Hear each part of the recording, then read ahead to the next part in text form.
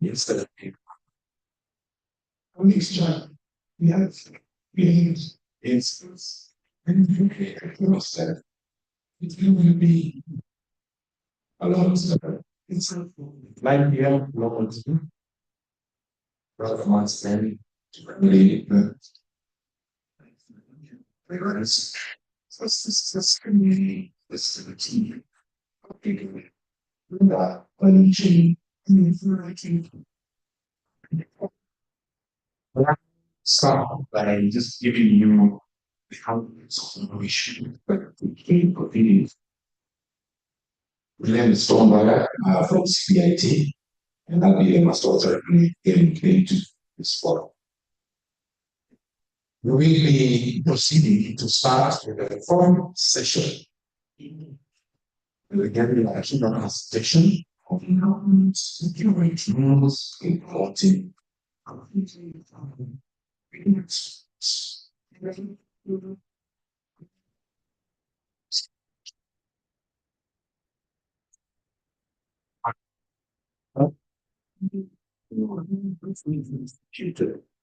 um, that session should last about 1 hour and 15 minutes. And I'm found that we have been advised to those timelines. It was as we come to these proceedings. Those are the things we may have a question and since all of these issues will come present public curious. In that session, we also have a presentation from the student here. Scholarship and it was yes. Once we are done with that, one session, we take a coffee and break. We can because coffee is a very time.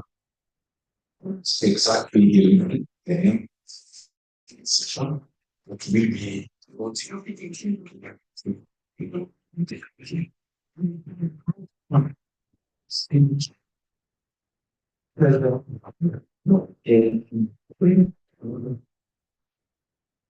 there's a region for that second.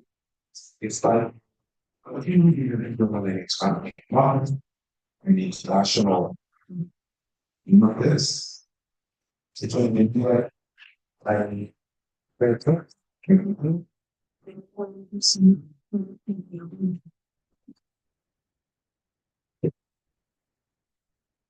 Students. So the US and often the IC has answered and which is one of the strongest to the government showing future initiate take us about an hour and a half and a half.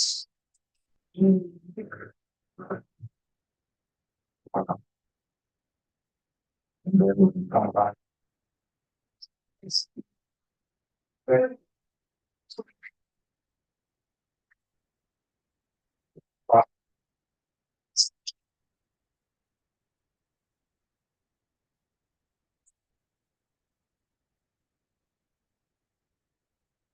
common. Very famous in the content is studying as teacher. That's last 1 hour, 15 minutes. I don't teach minutes long. You only first join in that section by sharing like ITCs. From that, we expect that she be delivering this issue. What I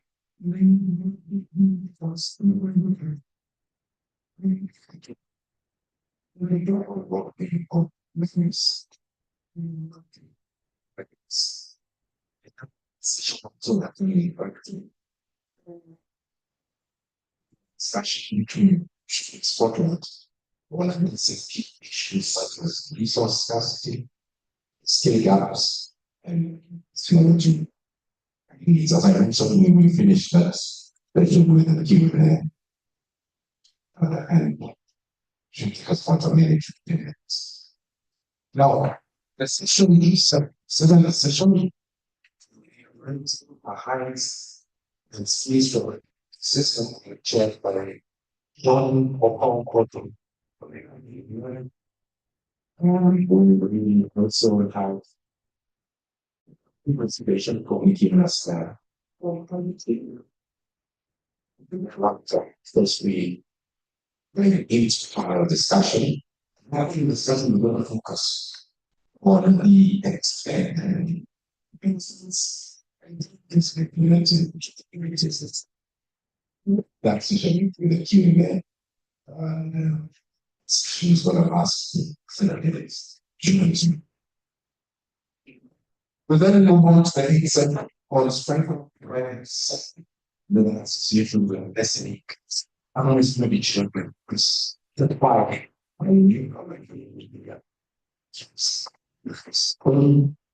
This segment is going to focus on disease, sport, business, and education.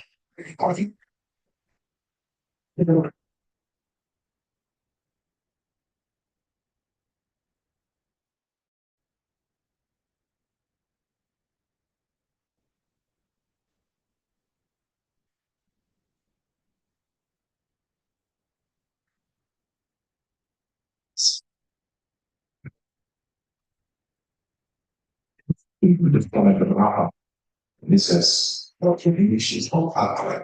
Particularly having someone has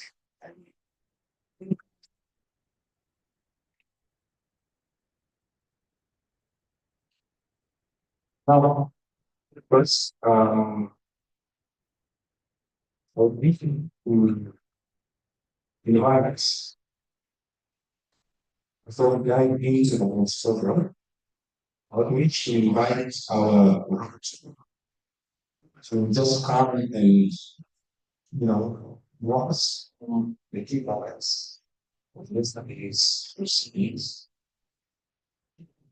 afterwards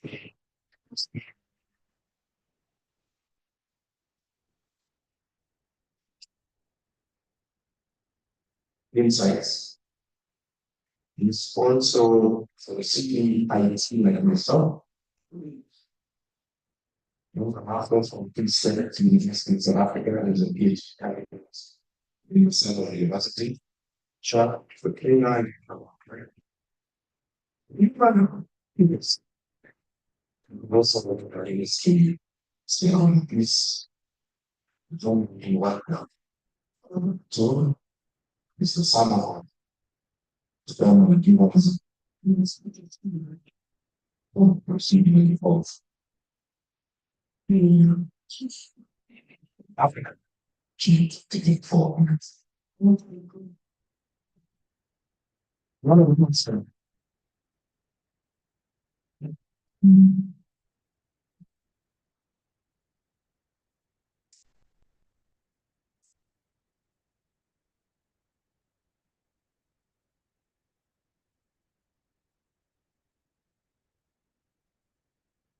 one is judgment.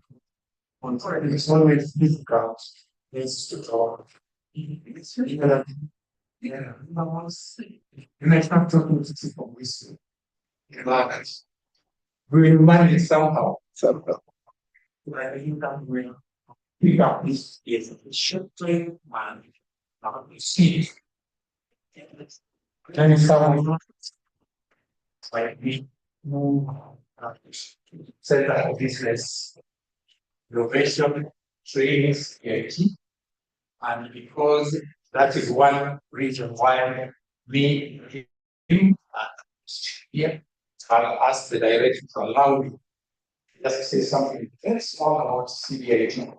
Because at the Center of Business Innovation and Training, we start on the premise that all the regular ways of being exhausted. All of them. Think of anything right now that you want to get in this space. and that without innovation, then you discard business. So our role at CBIT is to work with you. Anybody in business, work with you so that if you read your situation, you read your setup, you read your background, your own being study, go through that. And then together with you, we work together as a matter and innovative way to take it. That also explains our presence in the legal sector and the fact that given where we are, perhaps that is the one that needs so much innovation if we are taking the next level, like things that we are saying. When you get time, engage with us. We'll tell you what to do. We'll contact, see where we're going. That is the first part of it. Now, in this direction, CBIT comes in as a back-end team that is working currently in the coordination of this event. So you may not see us very present most of what we do is event. If you see image, you see full step, look past the ones or I source. If you see anything that is successful, that one is how we expect it to be. So we check it out with a lot of grace. Having said that, the convention reserved that yesterday we started on a high note that was laid down and laid out for us by the executive director. I want to make this interactive. And only one reason. Couple or an is just to link between what you are doing today and what we did yesterday. Back at home, I have a t-shirt written teacher inside. Because inside me is a teacher. I was trained as a teacher, taught for 15 years before I knew the technology. In fact, if there is any teacher in the house that we think, since we are here for knowledge, acquisition, and share, the experience share. The one bad thing in learning is that you start from the dawn. Now we know what we did yesterday. We have only been given hints of what we are going to do today.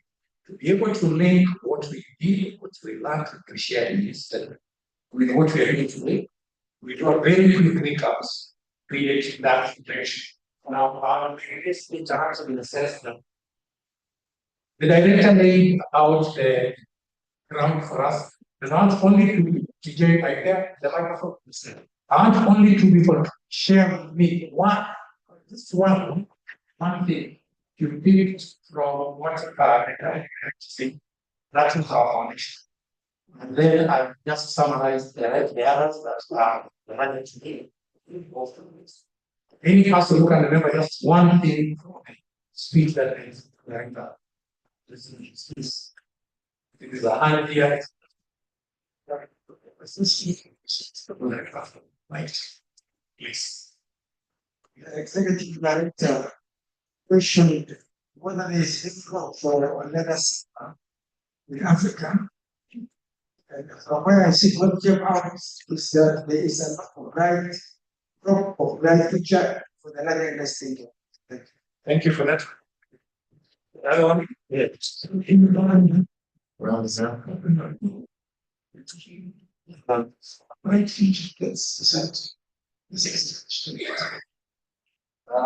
One which is the same so for potential. Thank you very much. Thank you very much. Thank you very much for going to hold it there because on the one, the first one that I believe I must mention, the executive director took time to appreciate the partner that makes this. And that is important for us. You know, 2025, don't appreciate them this year, who will be working with us next year. That stood out to me. That any partners who are here who help us, I release some of them and release First class.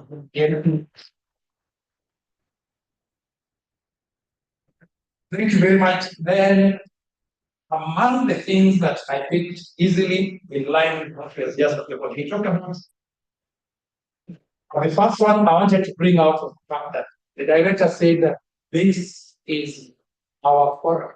This, if you are a lender, value chain, stakeholder, or you lender sector, any segment, this is your forum.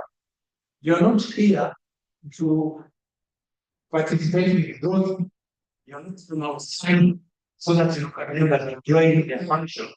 But he said that this is your forum.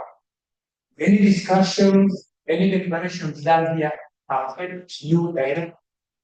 For that matter, when it's time for panel discussion, when it's time for engagement and for that to ignore that, whatever we come out of this forum, to end form is affecting you the same way it's affecting you and you first.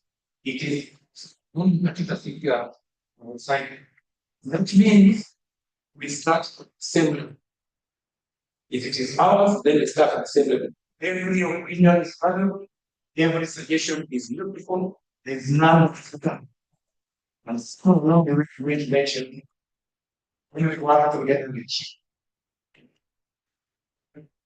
I'll keep a lot of them and put one very painful moment that the director subjected us. I don't know whether that's fair.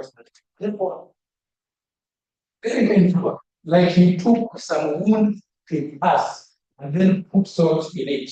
We'll talk about why he did that. But when he reminds us that the GDP of the whole of this continent, how many countries? The GDP of the whole Africa is 3.1 trillion. And then one company in America, one, 3.6 trillion. Like seriously? I don't know how comes anyone didn't feel that way, but he said he was bringing out the potential task that we are yet to try to realize the fullness of what 54 countries. 3.1. One comes. Something is very wrong there that should provoke you into doing something. And along the way, we were reminded that you can do more. If you're doing 10 million, you can actually do 20. If you're doing 15 million, do that. Think about it. Salary that is employing whatever number of people and generating whatever amount of income to you. Suppose you do the right thing and you now have the same country, you're not even going to region. You have it here, now you have it in touchdown, it's down on the other one. You multiply your own profits 3 times. But that is not even where the beauty is. How many people's lives have you changed by scaling up what you're doing in that town, that one, and that one? And you have touched that part should come and stick in us until we do something. Those who are able to do something, it brings you, it also changes the lives. It helps me to make the pain, and the reason why he said it so that you're provoked into doing something. I believe that a number of people may have felt the same thing. And then we also had inputs from the guest of honor, reduce it to only one comment that sells to them. In your production, change, respect environment, respect the traditions, and respect the values. I had a chance of living and working in Somalia. That statement was knocking me things. Today, you may be hearing about things. When I first arrived there, and what happened? You'll find a drum Because it runs with we are introducing substances floating and getting lying the shores of Somalia. And out of curiosity, human nature, whether sometimes it is so toxic that everything around that place is dead.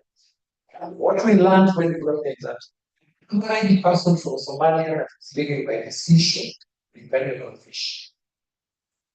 When these toxic materials started being, someone comes away from Italy or wherever, then throws it anywhere around that place.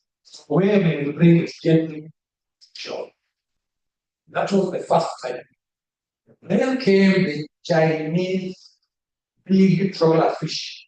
An average person in Somalia has a small one that what? And kilo, 2 kilos, 5 kilos of fish every day. And this is money to sustain. Fish, there are big fish and people will come with the ship bigger than this. And there are everything in that place. When you get to the ship, they only take the big ones that they want, the rest is thrown. The next time this person in Somalia is doing fishing, there is no fishing. When you don't respect your environment, it has consequences. The way the Somali people living by the shore decided to respond to this, they go and kidnap that ship and ask for ransom. And as later as on the 6th, it was a Chinese ship that was stayed by the Somali pirates. I think that man is not that. Well, my point is, you don't respect the environment, you don't respect traditions, you don't respect culture. It has a consequence. The person who is suffering will not suffer quietly for long. It's the point we do suffer. Most of the times, it is not anything your fault. Now, today, any ship passing along the Red Sea or along Indian Ocean where the pirates is suffering, they are now spending more than that same per ship money flights. It's costing them so much more than what they have done by just doing the right thing.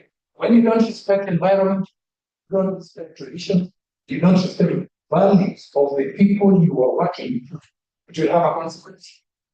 It came out very clearly from what our guest Honor said. And towards the end of first station, then I was wondering, food for thought. This one had led exposed to the leather industry, and I have all the king in this room in Africa today. I'd like to be involved in a panel of discussion where we are talking about the sustainability of the leather industry without any deliberate efforts being done at the production.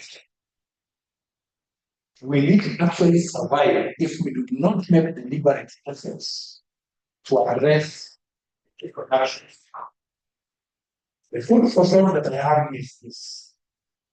But as we are currently doing, the leather industry, the leather sector is addressing the leather industry. It is right now. They are addressing and discuss the thinking is a lot of what we talk about here came out of the government and institution, traceability, and CETP, and financing, and legislation. But these are higher level things that the apex actor, the data industry, can come together and address. They are within their means. Then the thing is, how will you get traceability certification when you're not sure what happened from when you're there? How will you? How will you achieve it? Now, the thinking is this. Let me share just one thing that I picked from a business class that I sat through.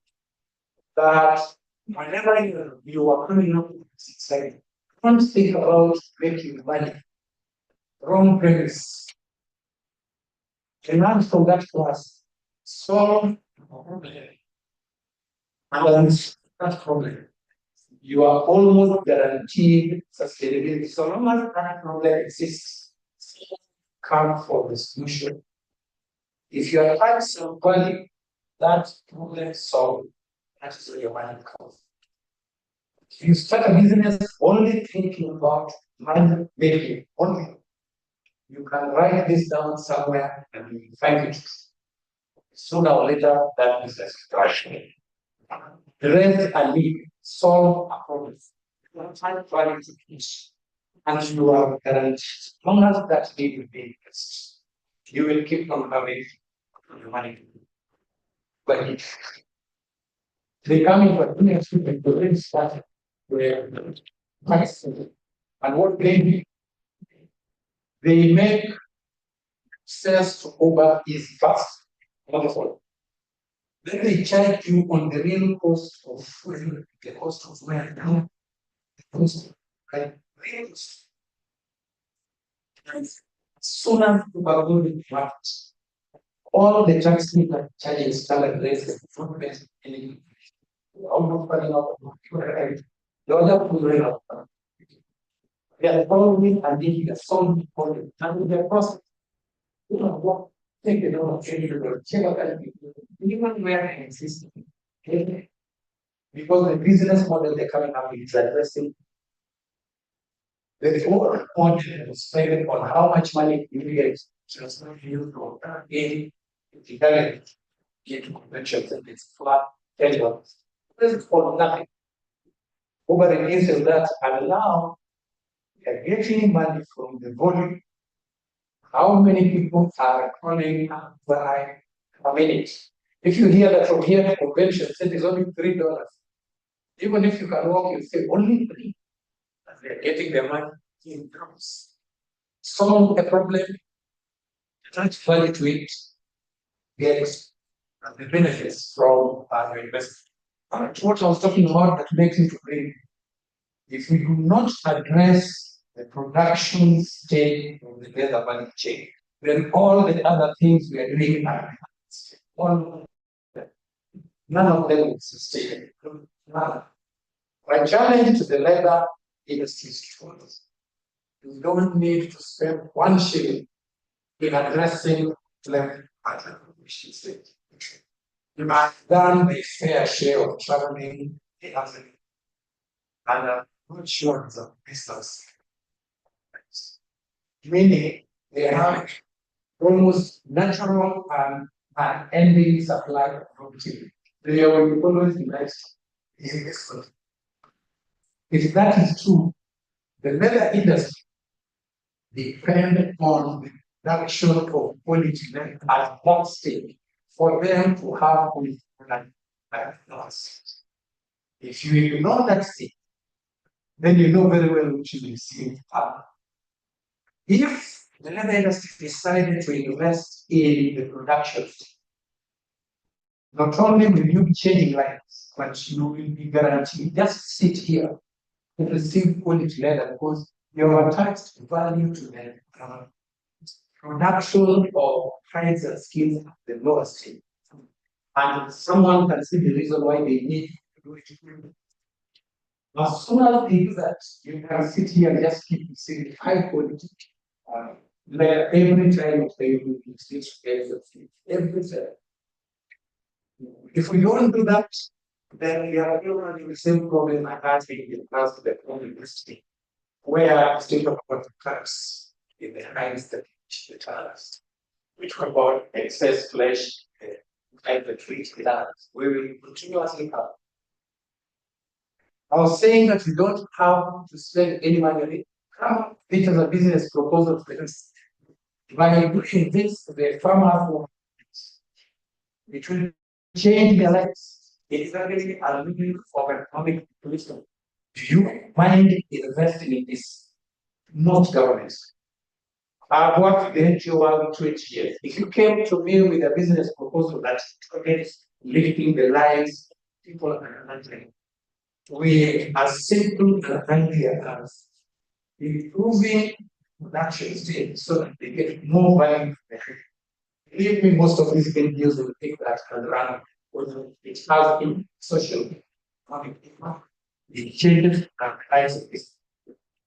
Then you only become a beneficiary of good things happening down there. Not you. I'd like to be invited into a discussion that addresses that. I'll love to see this. That's fine. Now we move very quickly to the second part, the first session.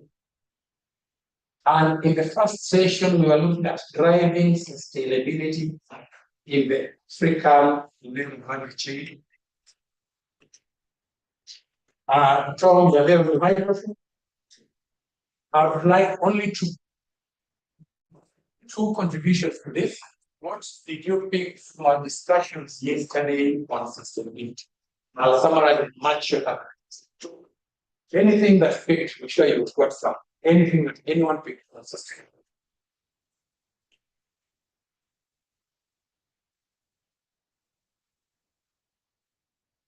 Yes, please.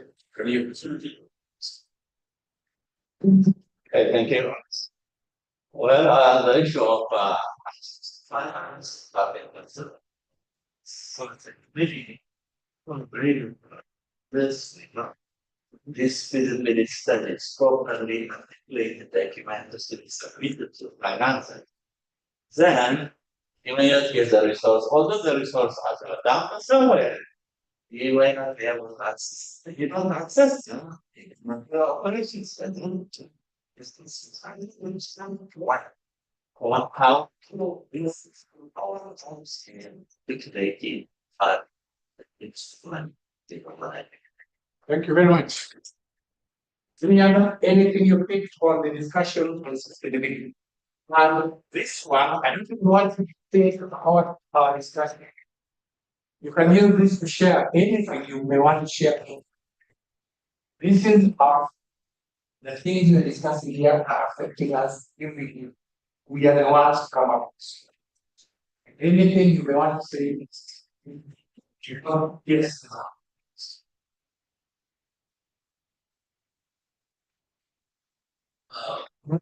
Sorry.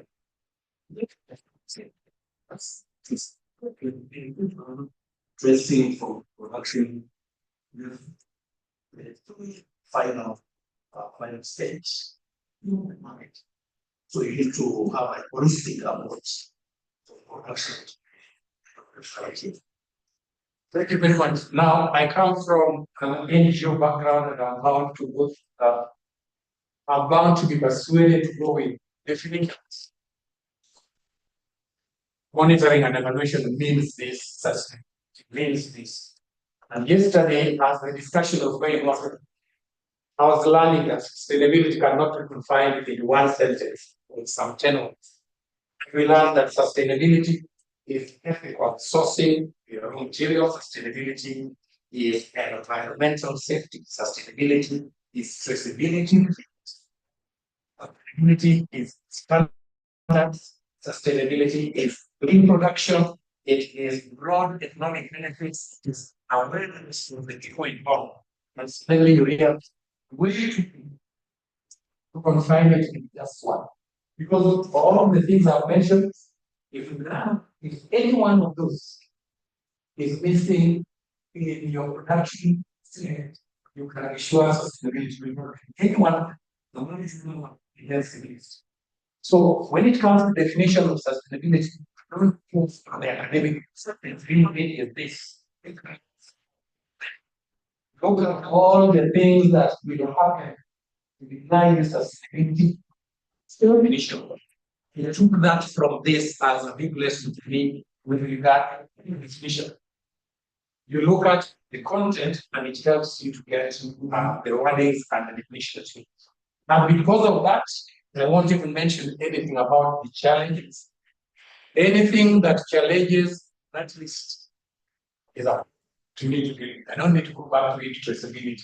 Anything that touches that is a problem. So I will then skip and mention something that will also be food for thought. I wanted to bring it up yesterday for discussion. and I left it for a later moment. I was thinking that in the context of Africa, listening to the executive director telling us about this child, and as he was speaking, there's a very thin line between family labor and child labor. In Africa, there's a very thin line where has family and where has child begins. If that is true, how we attain sustainability if we need certification when anywhere along the production system is required, child labor is involved, even all of them. Someone will call it child labor, someone will call it doing it, and who have been doing work. Family was part of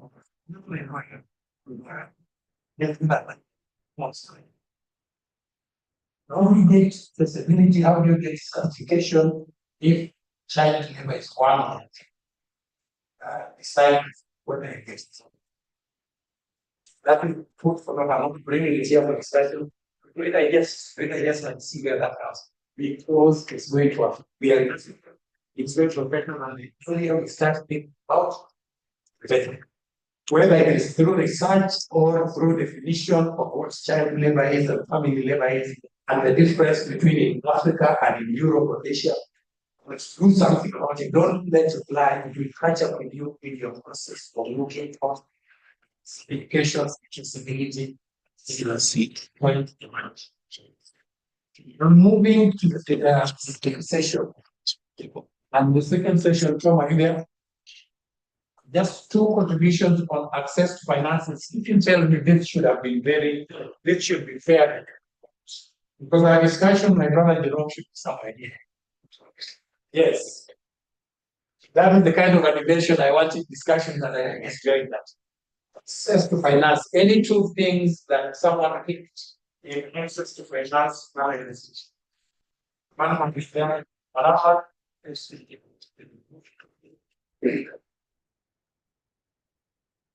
okay, this is nothing. Empty pages. We don't have bargaining points. Money is there, finance is there. But we need to have quite a number of people doing our product side. And also consolidate the our sector, how do you really this benefit? There's a kind of perception, perceived in this what do you research from it? Thank you very much. Any other example?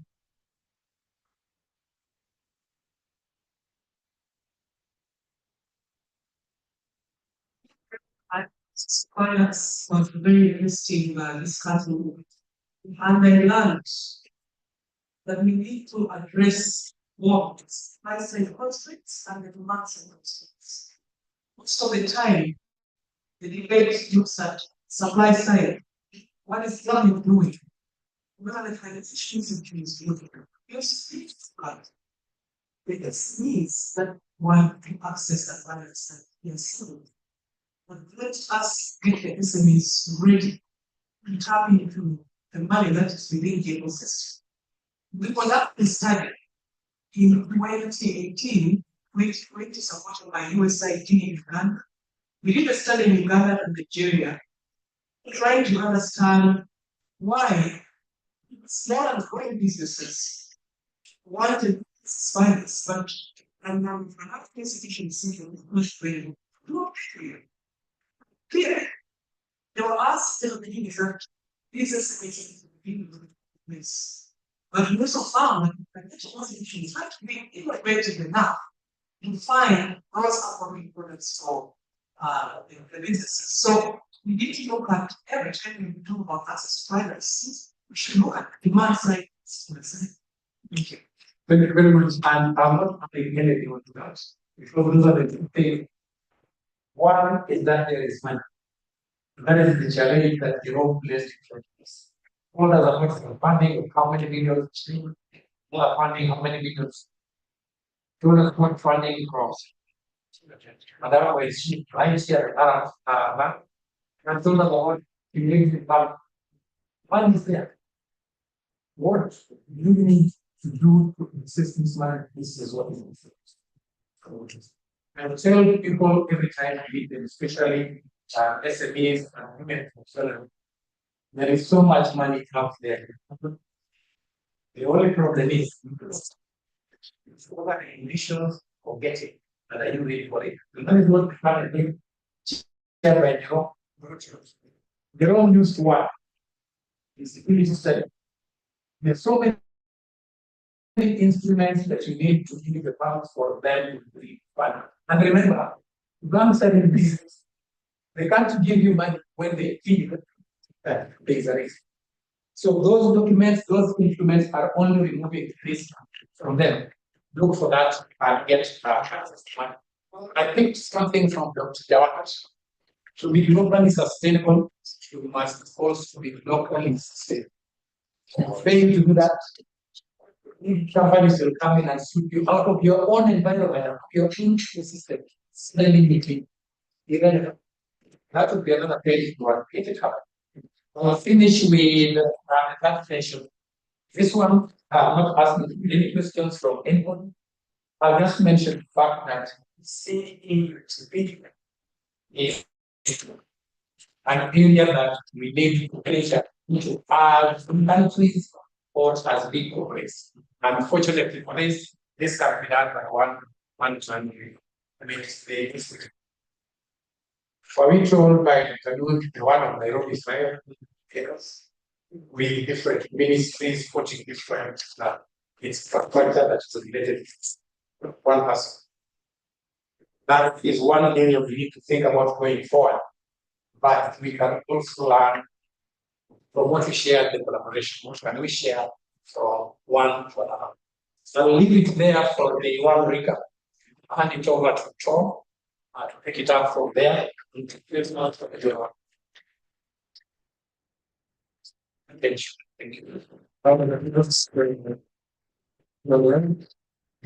Executive summary of how we want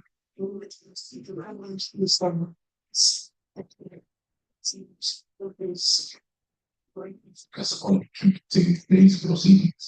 And the non-experts, I thank you so much. Now, we now move on to our next session. And the next session, which is the fourth one, is leveraging government procurement technology pronouns as self-explanatory. And I wish to invite us to come and join us here on the sessions. The share for that session.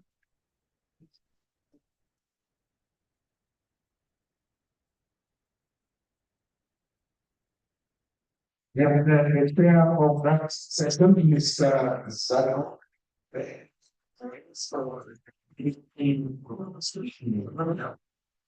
Come and join us here once. Once you are just give a one reading on his video. It's a we are reviewing experience in business management and engineering. For 7 years experience in the private sector is currently serving as the chief executive officer in the Ministry of Industry for the last 6 years, and he has been instrumental in drafting and new manufacturing policies or strategies. Of course, in this session, we expect it anytime.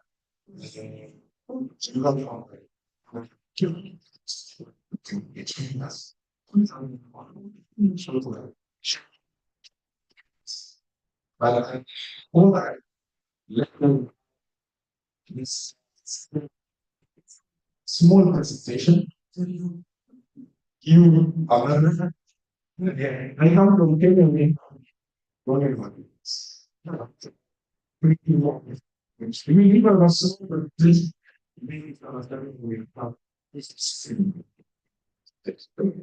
Yes. Okay. So.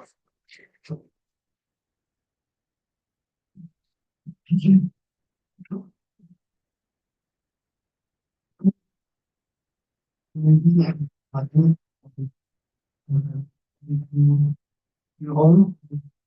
it's my great pleasure to be here. In the report of color, the African leader volunteer, the channel is the sector which opportunity, and it's deeply thank our informations and online learning immense potential for generating employment. However, like other sectors, this sector is challenging when connecting something onto overcome.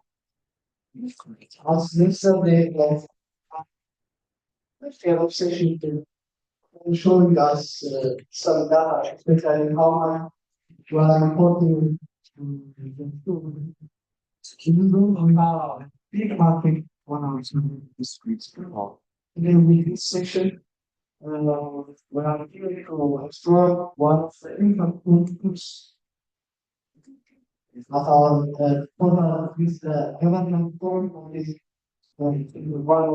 one of the powerful however, relatively was good and published government power. The government shared structure. This study some becomes and should the sector contribute meaningfully. So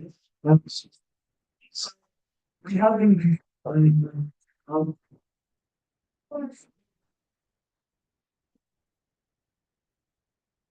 we have a little bit revamp our monthly Do you pronounce this? policy with a focus on transforming the sector.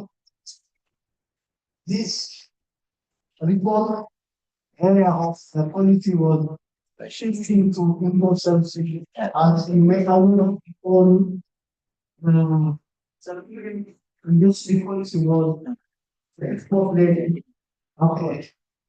But now we have a reform to the import substitution strategy.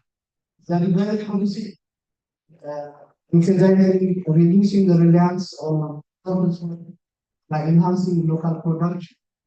Because this is a target to replace over 96 imported commodities within the next 3 years. So with this strategy, this should strategies, we have sold about 96 products commodities to replace by the next 3 years.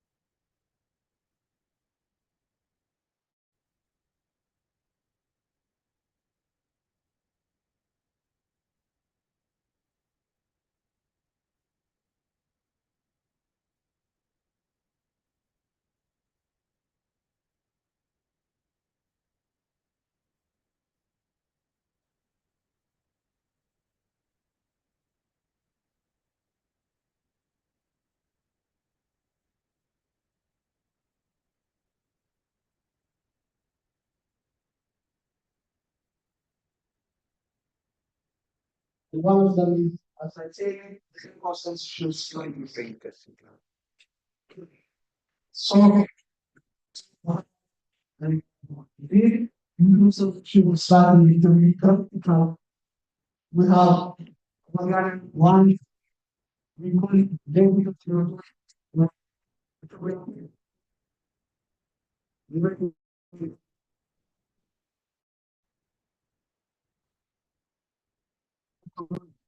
the income structure start. This total part of making this is only for information for the this move corporates, business, government institutions, and stakeholders. The movement of six big clusters. The national movement of six big clusters.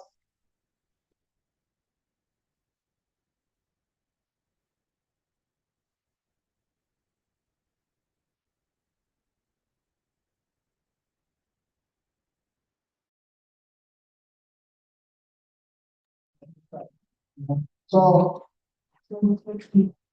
the direction from the land to three properties now have different strategies and have different strategies. One of the strategies for this property is establishing the sector government policies. This the preference for the local legal requirement.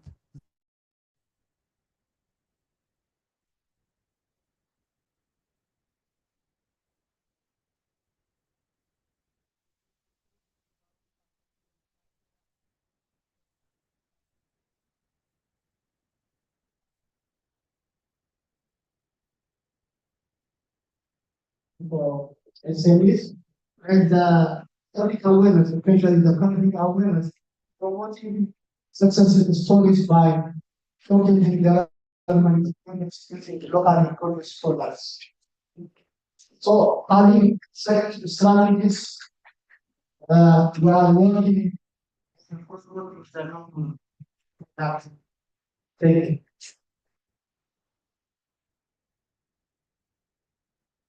Thank you very much to the zero work. So that's the situation. I like all this. Today, I don't know. Okay, we're going to move on. So let me now invite our next speaker, who has an extensive experience in industrial and enterprise. Mr. Director of Tourism.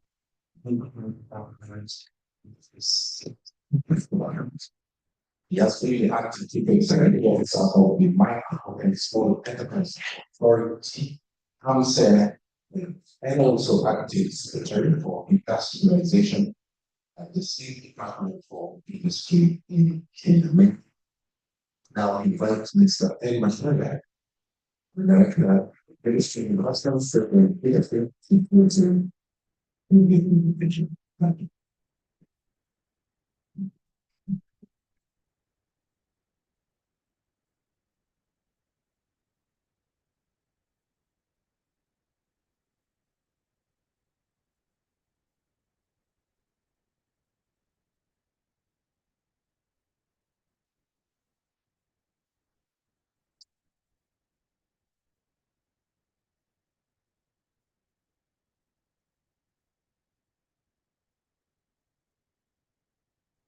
So already, fellow today, which would want some, maybe we want more for yes, but it's not too much area I don't have the passive but the session that I can speak to you. I can share my experience or the Kenyan experience, but also from how government can use the procurement to what they has. But years ago, this development change. This has happened in our country in terms of supporting the local manufacturers in the leather sector by way of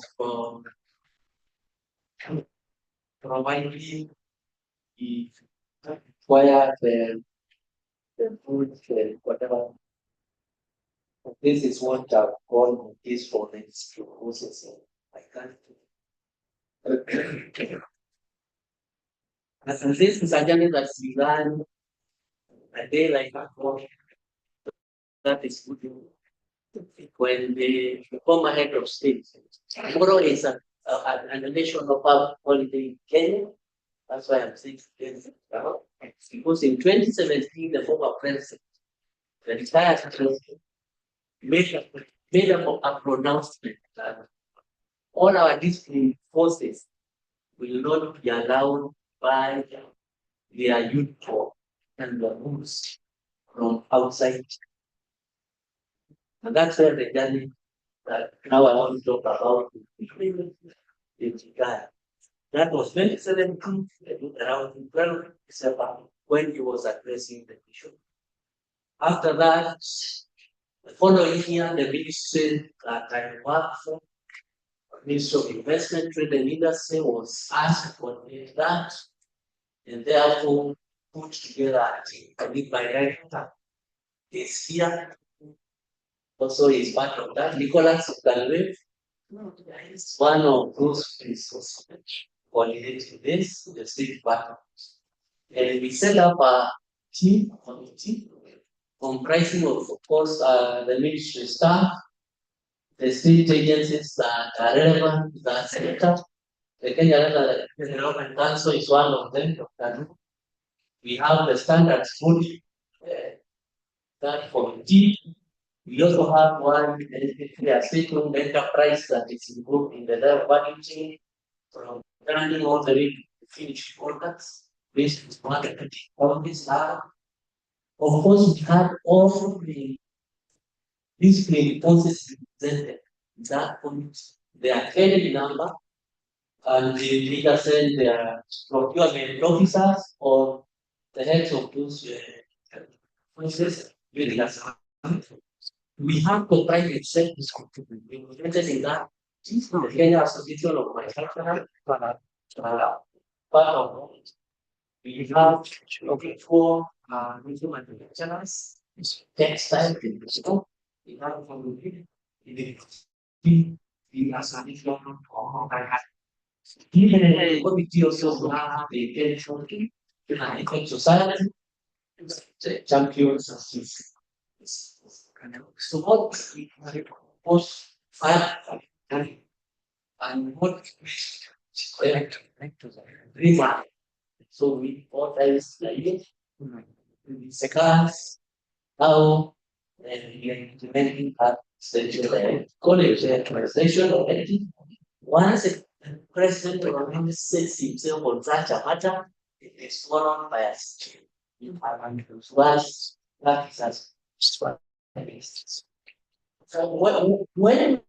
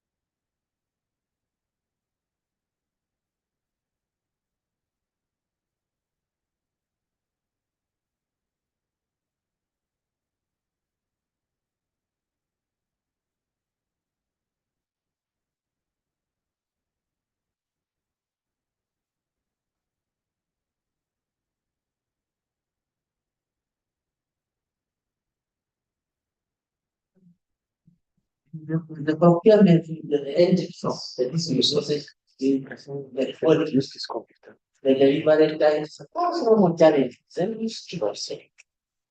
They may be so. But now the standards voting in this committee, we can work on this. The issues of delivery, they have just idea what should they do and progressively, because of course it was being done as a manpower by Kenya Building Code. We emphasize the fact that when you are buying from Chinese, when you are buying from India, you are just exporting jobs. And these things are brothers and sisters, they are our children, they are fresh in the house, and if you don't do something, it is obviously a time for us, we've already experienced it. We children do, those who follow Kenyan politics. So that's how we need to be everything once to really discuss points. Where we have doubts, in a situation where the company is not clear to anybody in the room, we do verification. As a community, we plan it, going to industrial area where you have set that company is and verification. The last verification we did generally was remember for last year, and that is how the journey has been. We also are able to address challenges because all the local manufacturers and the procuring vendors will say this is the challenge. One of which was, say, one entity wants to buy 10,000 shares. Or even the 10, it goes tendering process. Remember, we are using the normal procurement process.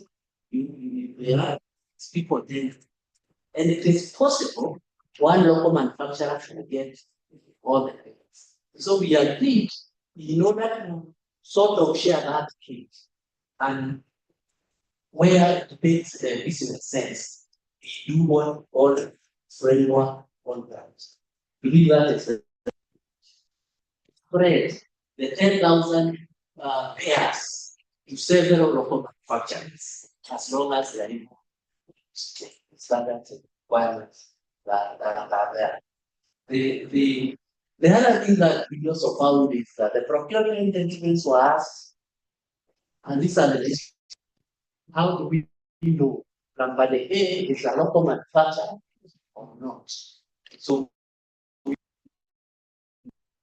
that challenge because when it is local tender, everybody is allowed to look in tender whether you are a briefcase, a supply, or you are an open. We agreed that what becomes a requirement in the tendering process that one of the documents we're supposed to have or attach is a letter from the ministry or from the association of manufacturers or farming that once ministry we got a request from an entity saying we do course and we did know it, we would send the officers on the ground before we and that way also it has also helped. The other one was there are some local manufacturers that the tendering process is fast. Okay, they want business, yes, but they think that process is tedious, and therefore there are people who have no issue with that. Not local manufacturers. So if you are the local manufacturer, you can authorize the non-local manufacturer to come and you give them the things. You say you authorize that they tender, but they will get the goods from you. So that supplier, we will not deal with the dispute for now. Yes. The guy who gets the tender will pay you and you supply the boot. So we also agreed that is also another good way of whatever. What can we say has been achievements over time? This is now, I think, 7 years. One, we were able to, because one of the issues was issues of standards. And the standards body was also able to explain to them one of the reasons is that most of them were operating with very old standards. And the best practice is that every 5 years, you are supposed to review your standards. So we were able to do some standards, 8 for the Kenya Defense Forces. For textiles, there were more, there were 22. But for leather footwear, there were 8 standards were developed. For Kenya Wildlife Service, we were able to do 6 for footwear. And for Kenya Forest Service, we were able to do 4 for the footwear. For the textiles, they are a bit more. Work is in progress to also support the Kenya prisons and the National Youth Service. If we look at the local purchases, as part of that achievement, we have seen growth from 2017 to last year, 2023, 2024. And for leather alone, we were able to, the manufacturers were able to supply goods worth US dollars 3.1 million just for footwear, USD, 3.1 million USD. And this data excludes the National Police Service. When we were getting this data in a meeting, we normally get it during that meeting again. They come with both soft and hard copies, and we are able to compile that data. We didn't get one from the National Police Service because the day we were meeting, there were also demonstrations in town, and they were not able to attend our meeting. So that figure obviously is a bit higher. In terms of sustained jobs for both the leather and textile, because we normally do it together, 10,000 jobs were able to be sustained. 1,000 new jobs were created. And I want to say during COVID, the year 2021, 2020, 2021, the local manufacturers were sustained because of just this procurement, the supplies they were doing to the disciplined forces. There was, of course, savings on Forex. This is critical. Most of the boots were coming from outside. So you can imagine where you are constrained by foreign exchange, and therefore this was a saving. In 2022, I was speaking to one of a big local manufacturer based in Kilifi, in Mombasa. Maybe Mombasa is more known than Kilifi. And he was telling me that the cost of one pair of boots supplied by local manufacturers is half that is brought from outside. So you can also see for the government and for procurement entity, the discipline forces, there is a huge saving when you buy local. We were also able to document that there was additional investment, actually capital investment of US dollars 4 million by this local market, because arising just from that. And this is very important because it means the government, like he is saying, is the biggest spender. Most of the money that government appropriates is spent on buying goods and services. And therefore, if there is such a deliberate and intentional initiative of procuring for government, then this is the right way to go. It has not been without challenges, just like any initiative, any project, there are always challenges. And one of them, especially for footwear, is the SMEs have not been able to really partake on that huge figure that I have spoken about. We have had a discussion with the Kenya Leather Apex, which champions issues of SMEs, and to see how best they can really participate in this. And I think in the panel, I think this is some of the questions that will come through. What are the challenges that SMEs find? Of course, I mentioned one of the challenges was initially there was resistance to that. Nobody wants change. Even us here, when you are told to change from here to the unknown, really there was that resistance, but over time, we've been able to overcome that. There are also issues of capacity issues, quality issues, but progressively these have been addressed. For the SMEs, I think these are very critical. Capacity issues, quality issues, not applying for the tenders. Remember, this is a procurement process. It's not that can you supply us with 5,000 pairs of boots. It's a tender that is advertised, and you have to participate in that process, and you go through the due diligence for you to really get that. So that has been a challenge for our SMEs, and where they participate, sometimes not completing the tender documents in the right way. And those who have participated in that process, just a small technical error will knock you out even before we look at whether you are able to.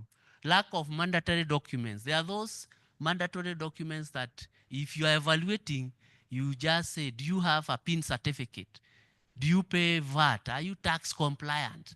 If you don't have any of that, it doesn't matter how well that company is. You are knocked at that point in time. Issues of delivery.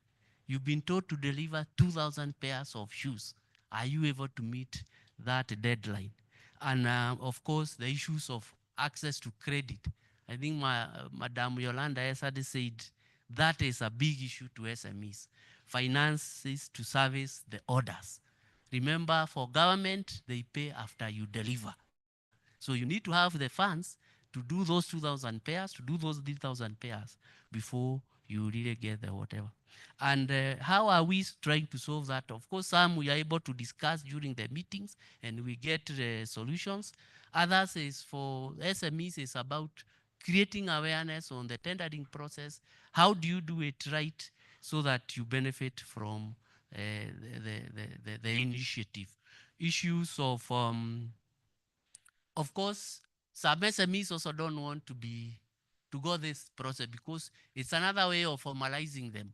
And once you become formal, it means you also need to pay taxes. You know, some of them don't want to pay taxes.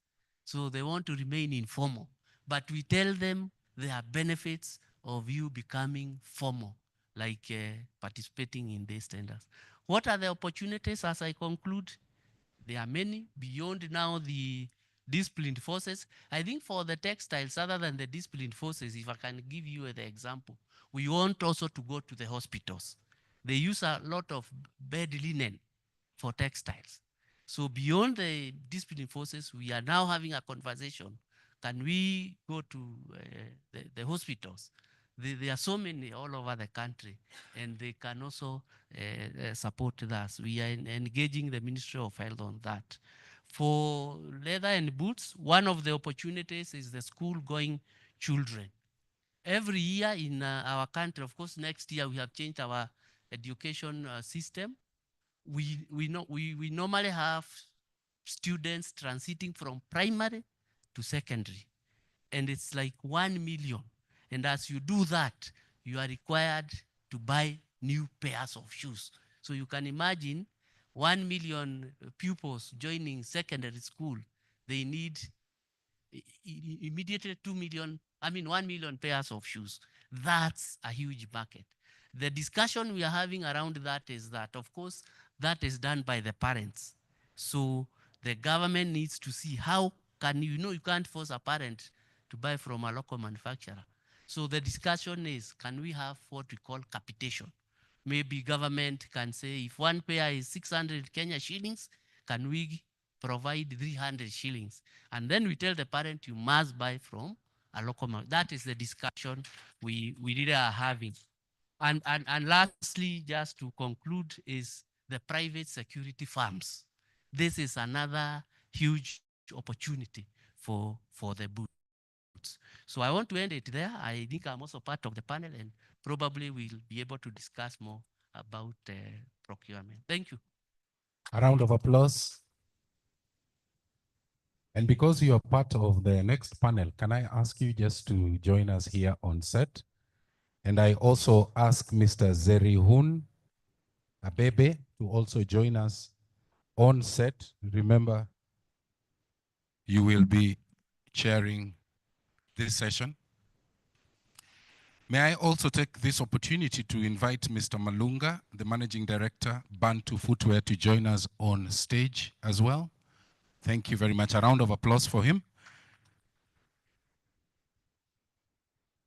And Mr. Abebe Teklu Gabrasalasi, the General Manager, Ethio Leather Industry, to also join us on stage. And distinguished delegates, ladies and gentlemen, some of the bios, we received them late after we had gone to press. So what we have done is we have put the QR codes around the room. So if you get a moment, just focus your phone on those QR codes and you will be able to get the bios of all the speakers who are going to present in this forum. So it is now my opportunity to hand over to Mr. Zerun to handle the next session before we take our first break, our first coffee break.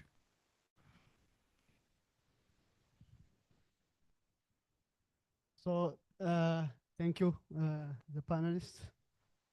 Uh, I'm encourage you to share your insights and experience and ideas on this session. I have a few questions for our discussion, and of course, the first will go to the government side. The Director, Ministry of Investment, Trade and Industry. How can government strengthen the commitment to supporting the leather sector? Please. Thank you. I think the issue here is about procurement and how can we strengthen the commitments that can support the leather sector through public procurement.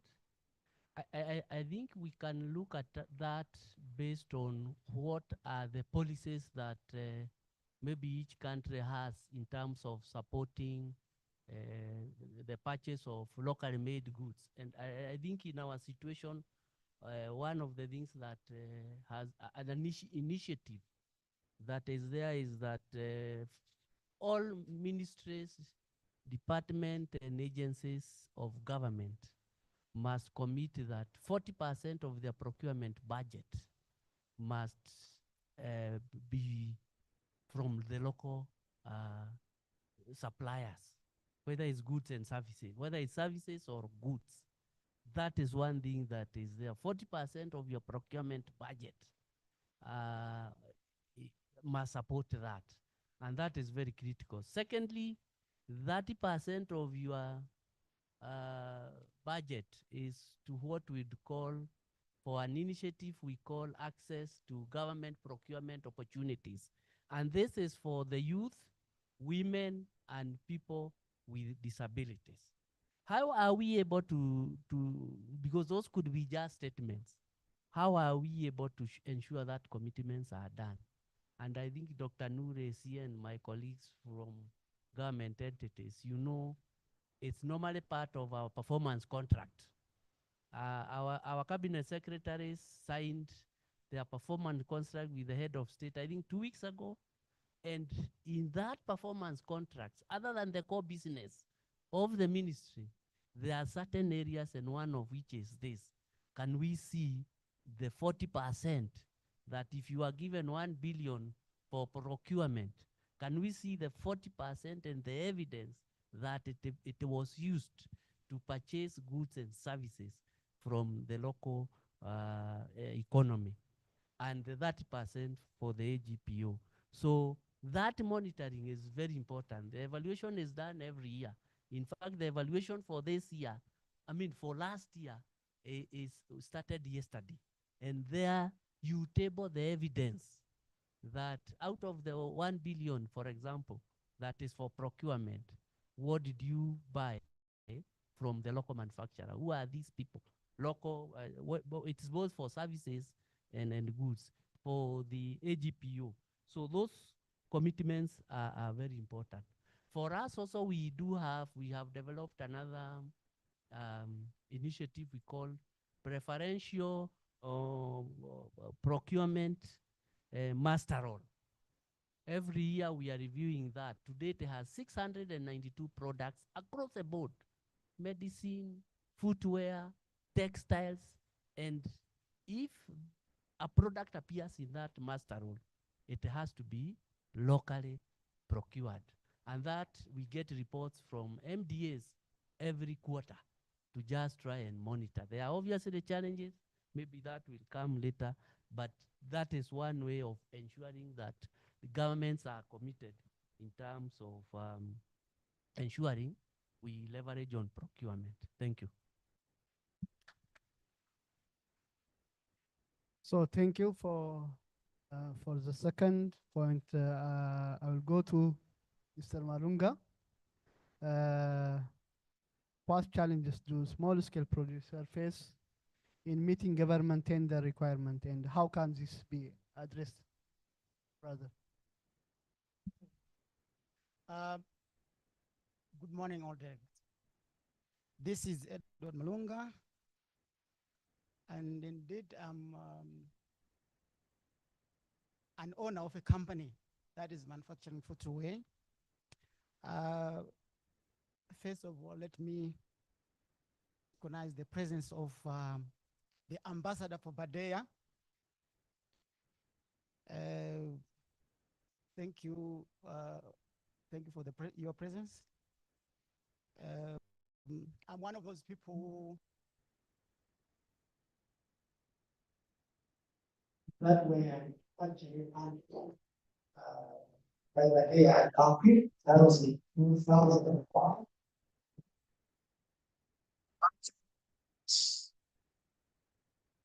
Yeah, continue to some free. Some maybe not private area, sleeping I have that issues.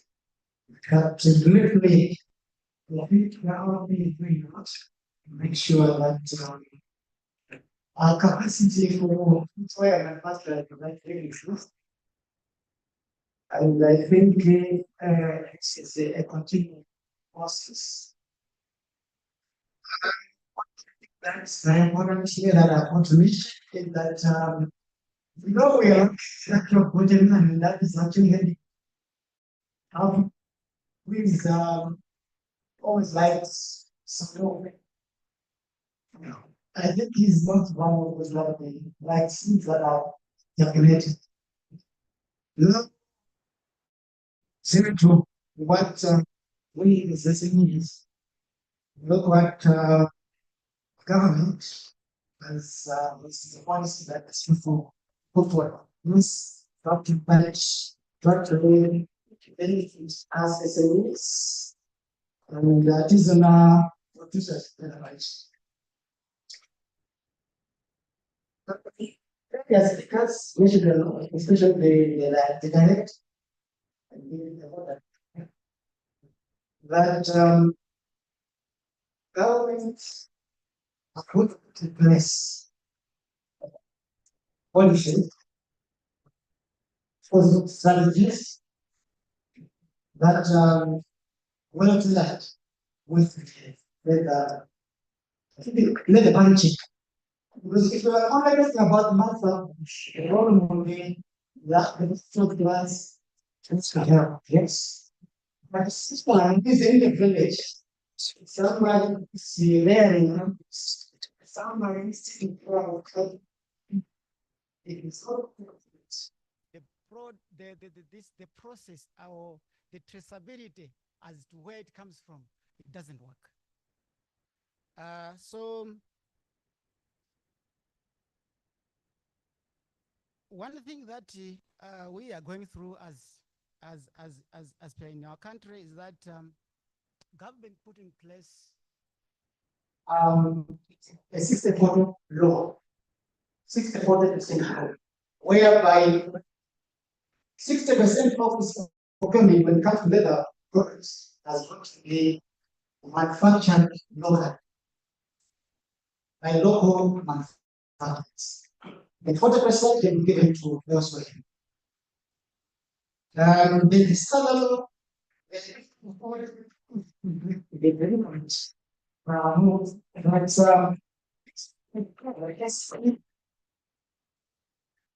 must given the reference 20%. With the 6%, you have a 20% preference that you can supply. So, what you not really what's starting a convenient place where definitely are going to have books. Maybe surprise plan. Sometimes, when you look at things, such voices, once the things are then they are in the well, this is another thing. You shouldn't be another as well. I want to mention here is, for recently, I've that most of I feel the essence we like to go home. We would like to be working, studying. What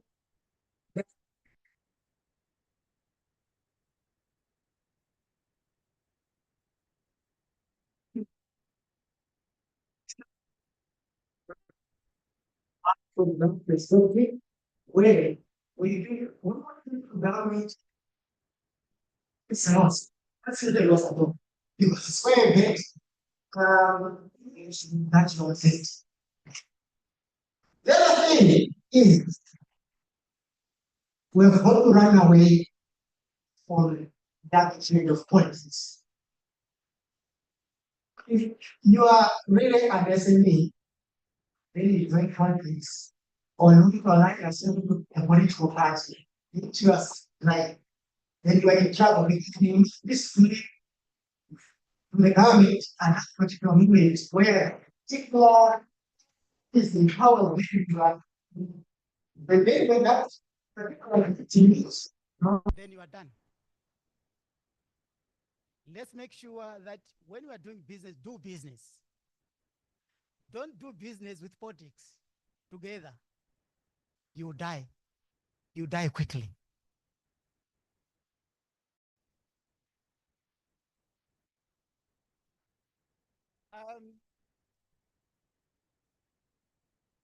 I just want to add something on that. You know, when it comes to government,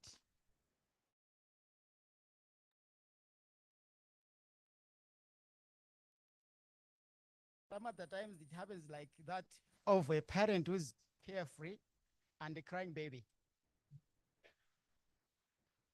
You know, a baby cries to a parent who's carefree, and you cry, and the parent says, you cry, and you come to a point where you stop.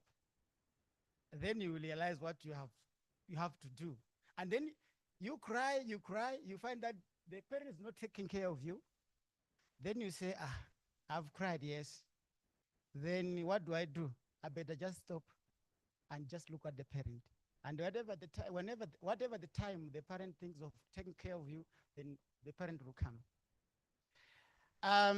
This gave me an opportunity. That kind of thinking gave me an opportunity of developing a thick skin, like a Hannah Berger. You know Hannah Berger? If you don't develop a thick skin, you look at the government as the only entity that has got to buy from you. I mean, if your hands are stuck with the government, you need to get it. In my 21 years of operating, of course, I've gone to seek. Reach out and encourage why consider the government of that. Then I said, okay, what do I do next? Let me be in they don't buy from me. We should be able to go into rich market where if they want to buy same goods, right? Well, they buy goods from whether once it's my platform, the big company, right? So buy from you, sometimes what you buy from you buy from partner. So and as the director for industry in Kenya said, you know, you might have policies put in place that this is what is supposed to be followed. But now you know what? Most government, most of these people working for are big positions. And we hope that they'll bring out a deal in the document. Very late. Then they'll say, okay, you know what? We need to make this money. Slipping.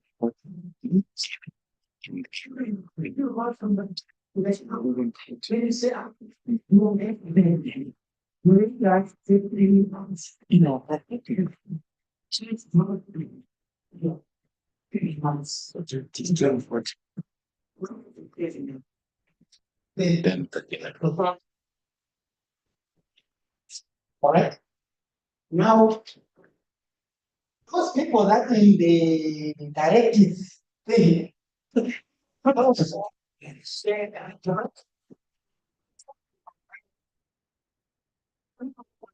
conference. You were supposed to in this maybe we should go from whereby government or MDAs are supposed to come in, all right, give contracts and make a down payment. Because in that we'll be moving together. But if they don't give a down payment, yet they know your capacity is small, then it means they are killing you silently. This is what is going on in many countries. Yes. On the, I think on that one, I've also touched somewhere about capacity building. Because in normal circumstances, the people, when they talk about capacity building, they think it's all about training. Yeah, we can receive as many trainings as possible. But again, we in the manufacturing sector, as in micro, small, and medium enterprise, we can get as many trainings as possible. But still, we need a hand-holding arena, whereby, like here we have Badea. Please, some other times, I think it is possible that it should try as much as possible to press back and say, who are these that we funded and are doing something? And what do they need to actually grow bigger than the way they are? And in that, it would be a success story that would be appreciated the whole world, that Badea has been sponsoring these people from this level to that level, other than giving assistance to people and you don't actually handhold them.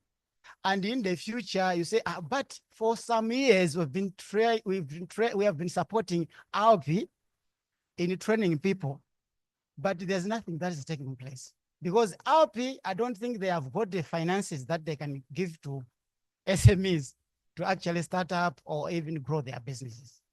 Please, sorry that I might have taken too much of your time, but I should thank you for giving me your ears. Thank you. Yeah. So I have to run for the time, so I have to pass to Mr. Abebe, my dear brother, about the sustainability standards. How can government use procurement to encourage sustainability practice in the leather production sector, such as the eco-friendly tanning and the waste management practice? Please, Mr. Ab.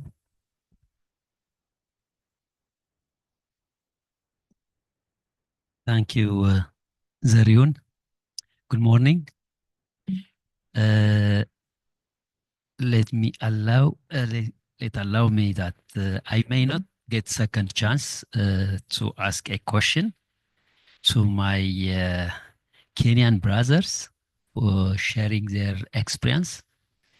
How do you differentiate a local manufacturers? Local manufacturer, do you mean that indigenous manufacturers or including the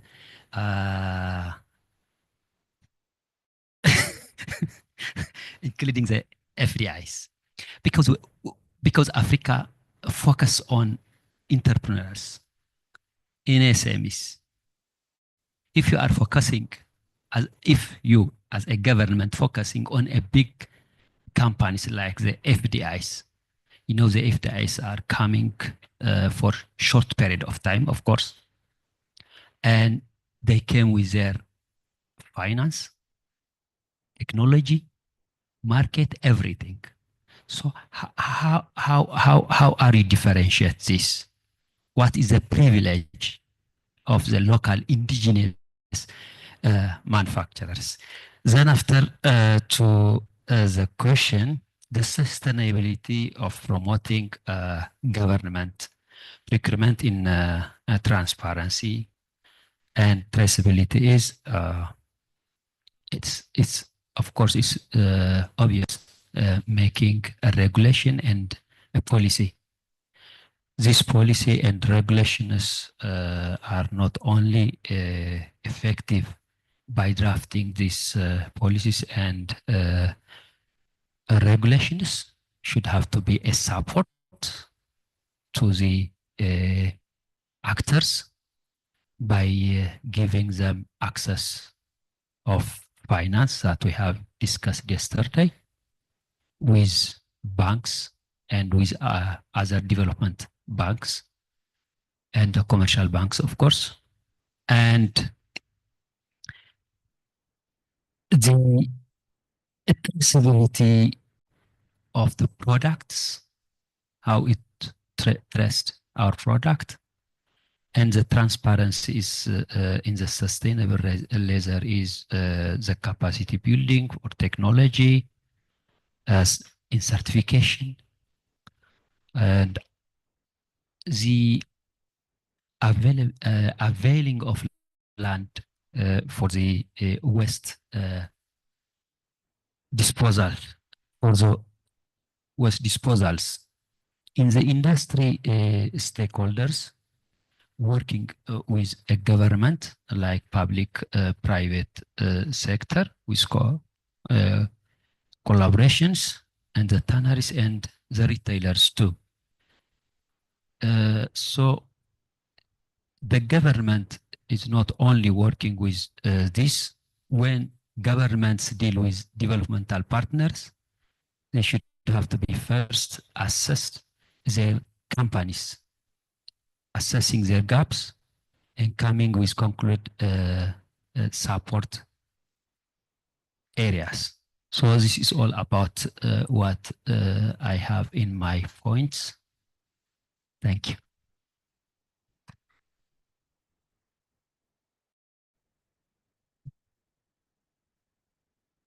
So thank you. Of course, we don't have enough time, but we want to give you a chance for the attendance if someone to have points.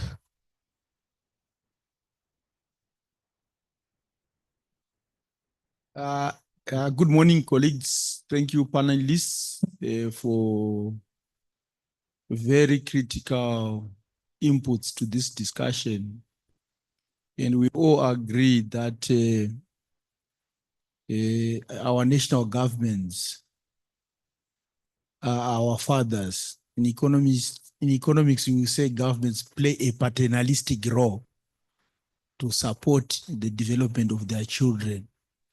So we see this government procurement process as a mechanism of nurturing the growth and development of the industry.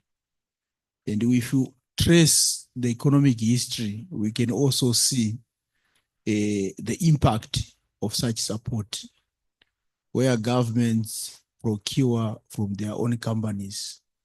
And you can actually see in the first world, the leadership can travel to other countries to go and negotiate on behalf of their big companies to supply certain products. So this is very important, and we really appreciate what is happening in Kenya. It's a model which is robust, which is giving results.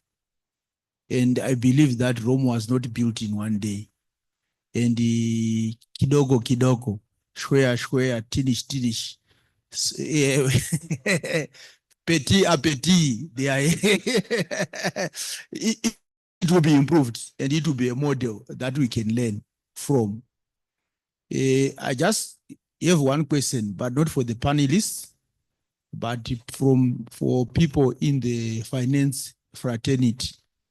We have our brother here from Trade Winds and others. because most people, their challenge is if we supply government, normally they pay maybe after 90 days or 120 days. And that affects our working capital. Can we come up, or are there financial instruments to bridge that gap so that government becomes attractive as buyers? That's one. The last one goes to my brother, Mr. Malunga.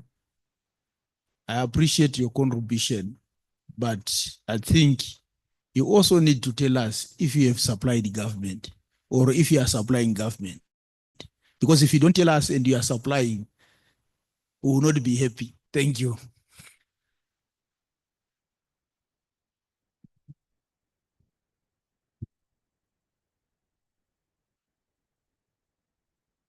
Thank you, panelists, for the presentation and for all the lessons that you've shared with me, with us. I would like to particularly appreciate the Kenyan experience in terms of the government acting as the biggest buyer, because I think in Africa, most governments are actively playing significant role in the economies.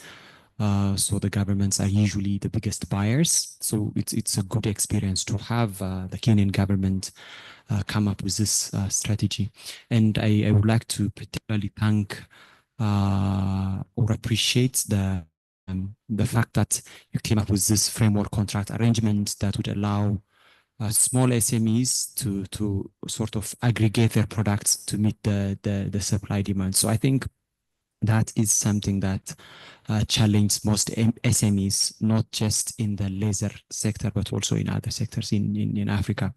So they have the capacity, but their capacities are limited because of the different challenges that we've been discussing so far.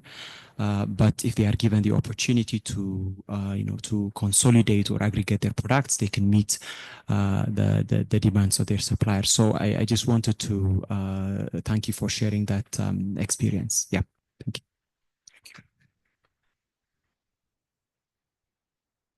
Yeah, thank you very much for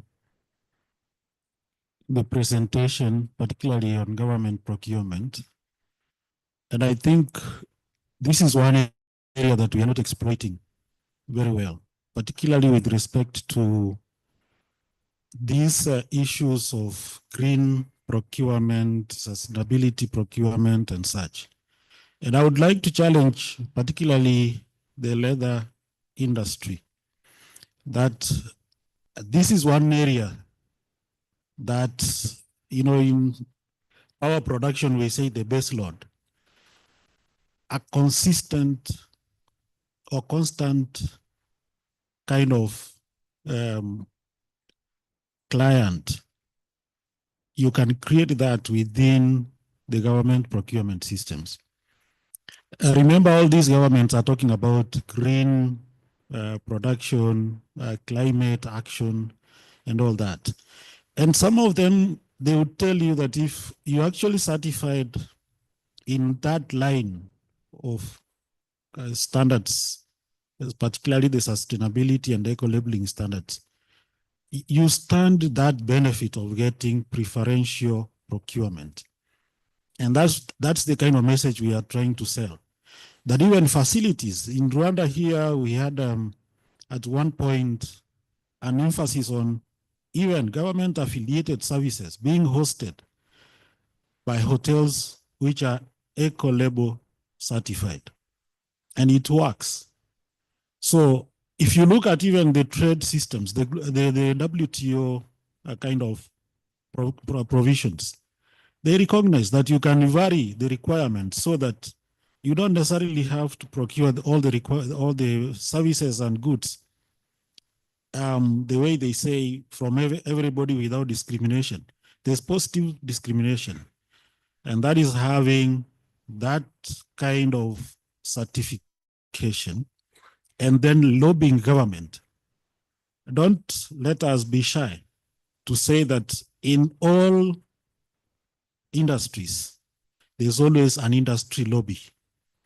And they lobby the governments to look at national production systems favorably. Sometimes I get very disturbed when people say we are signatories to the WTO. Yes, but the WTO also gives exemptions where you can actually do preferential procurement. And they also recognize that even yourselves, you must have a sustainable economic system. So my urge, and I'm urging this in a very deliberate way, is that let's look at those catchwords, those buzzwords, or whatever you can call them, that promote national economic development through preferential, procurement. The system in Kenya started way back, not just recently. It actually started way back. And at that time the issue was, how can we make sure the industry does not totally collapse? Because it was collapsing. And then our soldiers and servicemen were working with shoes that were horrible. I believe you must have seen. I mean, we received samples. That time I was actually in Caps, and Nicholas can recall some of the soldiers, they are in the parade and the sole is off. You know, you are marching and the sole of the shoes just goes away. And then like what you heard about the shoes, you have a pair of shoes where one is bigger than the other. And that's a lot of work. I think even Alpi yourself really worked hard to ensure that we have that consistent supply. If we can get that, what would prevent us from growing this industry? And it's an industry that as long as we are alive, it can never go down. We require shoes. School children require the shoes. Right now, people are importing these shoes from elsewhere. Are we targeting those and showing them that our shoes are better? Because some of us wore shoes that were lasting up to 4 years. These days, it's every year. And I think, of course, because sometimes it's because the children also are growing. But by the time they're in secondary school, most children are not changing their sizes so much. Can we target those? Because we need to survive. And sustainability doesn't mean that you just make money today, tomorrow you're not making money. It is that concept that you are there for a longer duration and you're able to respond to the communities in the way it should. So the challenge, I think, is not really a question. The challenge is, can we look for what makes us have an advantage over imports? Thank you.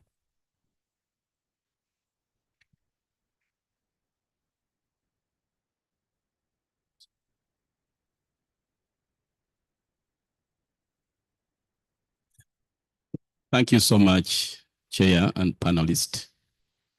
I've been touched so much by what my brother talked about, the crying child vis-a-vis the parent.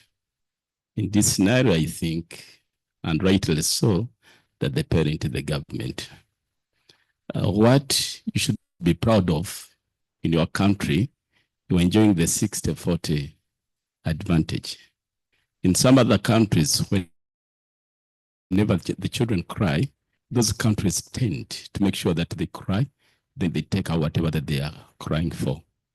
Why do I say this? You know, the private-public partnership that you talked about is very important.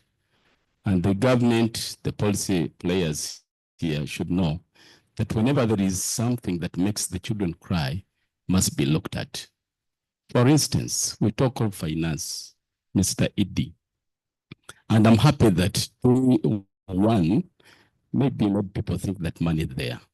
Honestly, money is not there. Money could be available, I'm sorry, but there. But you see the collateral that people have to put in to get that money, they don't have the collaterals. We are saying, let's, at policy level, maybe come up with a policy that makes, to facilitate this collateral-free loan screening mechanism. Look at the players, my brother in Bantu, what he does. That can be a collateral for the business he's doing. But some of us owning bigger enterprises like tanneries, the money itself that I can get from the finance institutions cannot help me cover my overheads. And again, if they look at the indicators, they say that no, you don't qualify for this. So let's look at the collateral-free screening mechanism so that we can give these people money and then they run the businesses. Number three, yes, I'm coming to you, sir. Number three, when it comes to the policies through the PPP, let's try to align these policies to the investments on the ground. If it's a policy that we are supplying the government, as my brother really alluded, let the policy come through the PPE to help these sector players supply the government direct. But don't tell us that the system is open for the private players when the tender system is closing us out. So let's work with the government, open your doors. Let's be open to one another. Mr.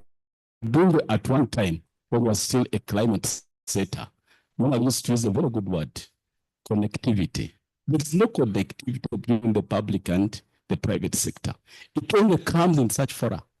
But when we are somewhere, the connectivity is not there. So we need to start talking, walking the talk, other than talking the walk. I submit. Thank you so much. Oh, actually, it's my chair. I can't pass the mic. Sorry. We don't have enough time. I will give one chance. Only one chance. Thank you. For the lady. I think there's a lot of interest from the audience. So with the permission of the ED, we will delay the tea break for another 5 minutes or so that we are also sensitive to the gender balance doctrine. Yeah. So I will hand over to Madam. Thank you very much for that opportunity. I'll make my point very brief. When it comes to this preferential procurement that we are discussing this morning, I think the capacity is most important to consider. When it comes to leather and leather products in particular, in the leather value chain that we are looking at, the capacity of the industry to produce is very important. An example is in Zambia, we have a free education policy that has allowed for 6 million students to come into our education system. So if we had to say we should provide local manufacturers to provide the footwear, do we have the capacity? Look at our tanning capacity all the way up to our production capacity, because you can provide all the percentages that you want. If at all we don't have the capacity to produce, we cannot participate.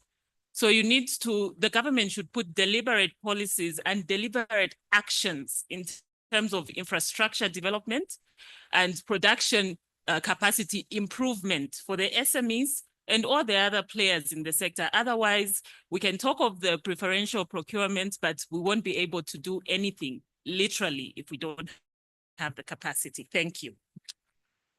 Thank you. Morning, everybody. Yeah, I think this is one of our important policy pillar in South Africa. Out of 5 policy pillars we have, this is the most important. So I joined government in June 2011, and that's a month of Preferential Procurement Act was promulgated. And we had an act, but it lacked a regulation, proper regulation. There are 3 steps. You have an act, there must be proper regulation, well consulted, and there should be practice notes developed out after that. So this was my first 6 months of work. And I came from industry, 26 years working in the industry. But something I realized, this was selective trade distortion by so-called supply chain expert in government sector. They call them expert, SCM.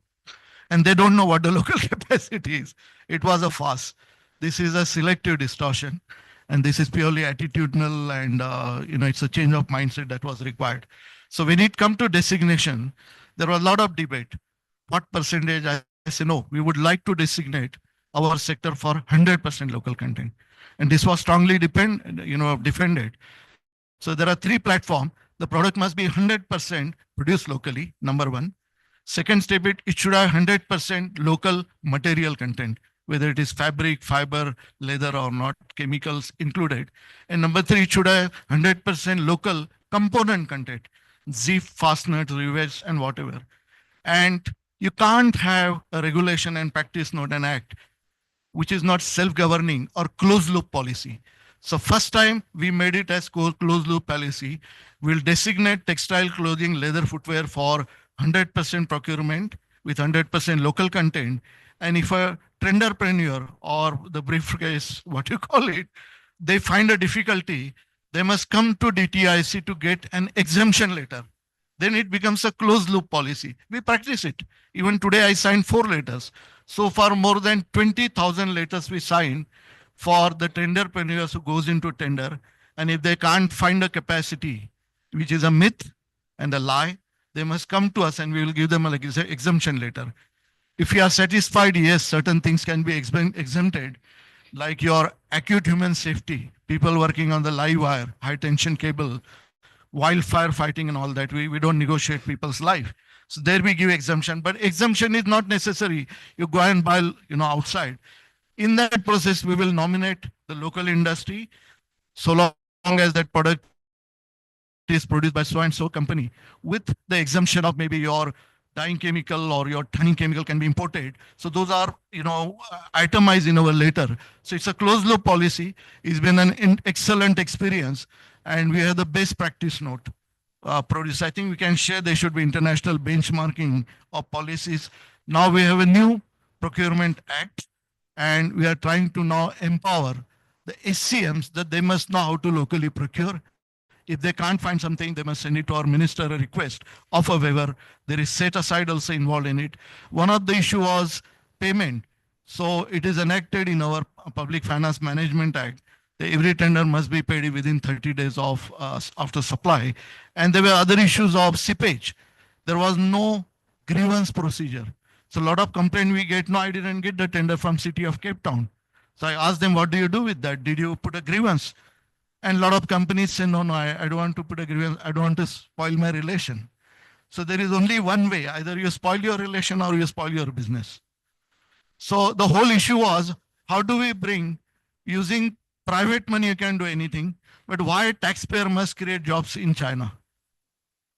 How can you play with taxpayer money circulating like economy somewhere else?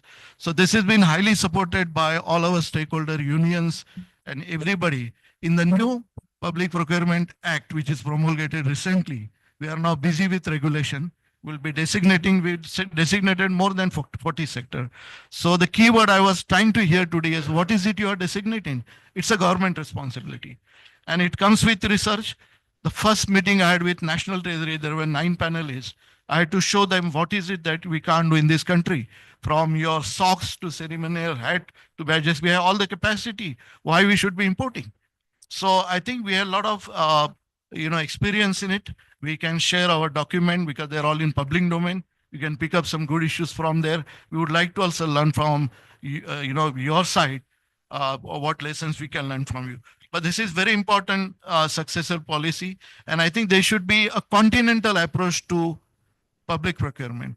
If there is a denim not available, why I shouldn't be buying from Lesotho? We are in the same common union. So this is how we can then localize in making sure that part of that component can from, so long as it comes from Africa, it should comply with local content requirement. Thank you.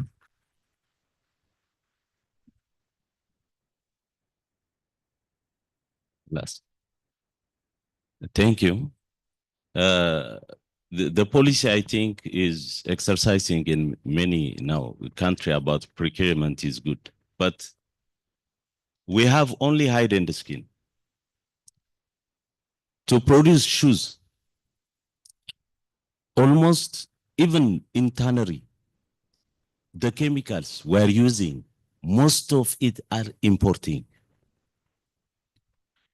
Only having leather cannot make shoes. All shoe last, stitching thread, text on board, all fibers, synthetics, all materials are imported. So unless we have a procurement policy on the input material, unless we avail that input material locally by any means, how we can deliver, how we can make. So I know one procurement government company in Ethiopia helping the CME to arrange even locally, they purchase the leather and they give credit for SMEs. Importing some accessory component outside and they are starting to support, but we need such a policy. Otherwise, this policy cannot be realized. Thank you. Even though we give opportunity for local industry. Thank you. Thank you, well noted. Yes, thank you very much for the opportunity. I wanted to just add my voice to the very brilliant presentation. I think that was done by is it the owner of Bantu Footwear? I really think that your testimony is powerful. You didn't take too much time for me. What honestly, I really, I mean, all of the presentations were good, but it's the reality that I think and the authentic voice of what SMEs need, the enabling environment that needs to be created for them to succeed. The only area where I want to add is that I think changing the mindset to be competitive, to be productive. This is, I think, a niche area where we need to focus. And AE Trade Group is working on that because we realize that there's a lot of good training, capacity building, but if we don't change our mindsets, even to realize we have a continental market that's emerging in the AFCFTA, it's not going to change. And the last speaker said what I wanted to say, but I need to repeat. Why are we still thinking of local content as at the national level only when we have an AFCFTA? I think it's a challenge for us because I do realize that communities need to also feel that they have ownership of opportunities. This is clear. But if we're going to fulfill the 6 million shoes opportunity in Zambia, clearly aggregation is important. And we need digital tools. We need public-private partnerships to actually move the goods. And my vision for ALPI is that in your strategic plan, you need to move containers of leather products from country to country. You know, now we've been seeing coffee, other, you know, when is leather coming? I want us to talk about that project, which ECA can support from a studies point of view, which Badia can finance, which AE Trade can provide a digital platform for, but which the industry can drive, because AFCFTA is about business opportunity. Thank you.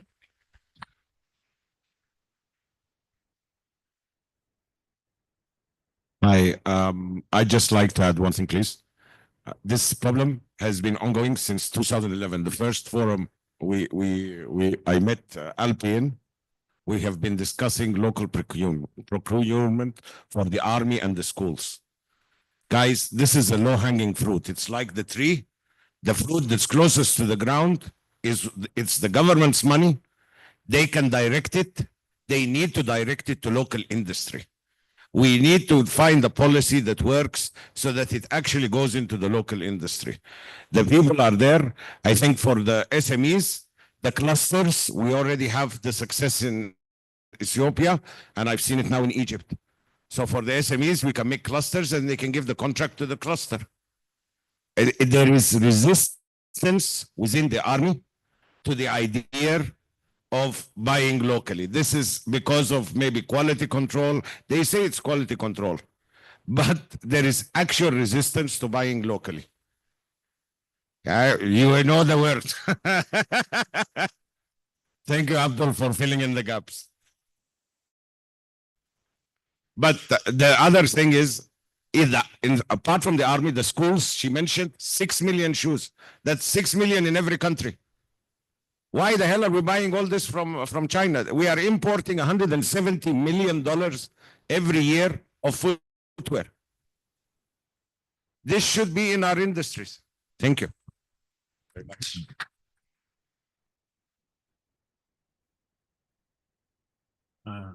Thank you very much. I think from yesterday, SMEs had already hope because we said that the money is there.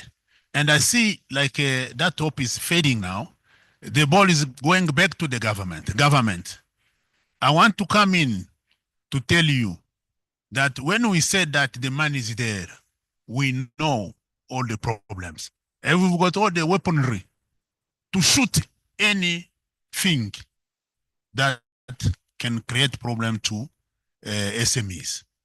So, for instance, the model of Kenya is already a good model, but the way he explained, it cannot help new SME to get into the market.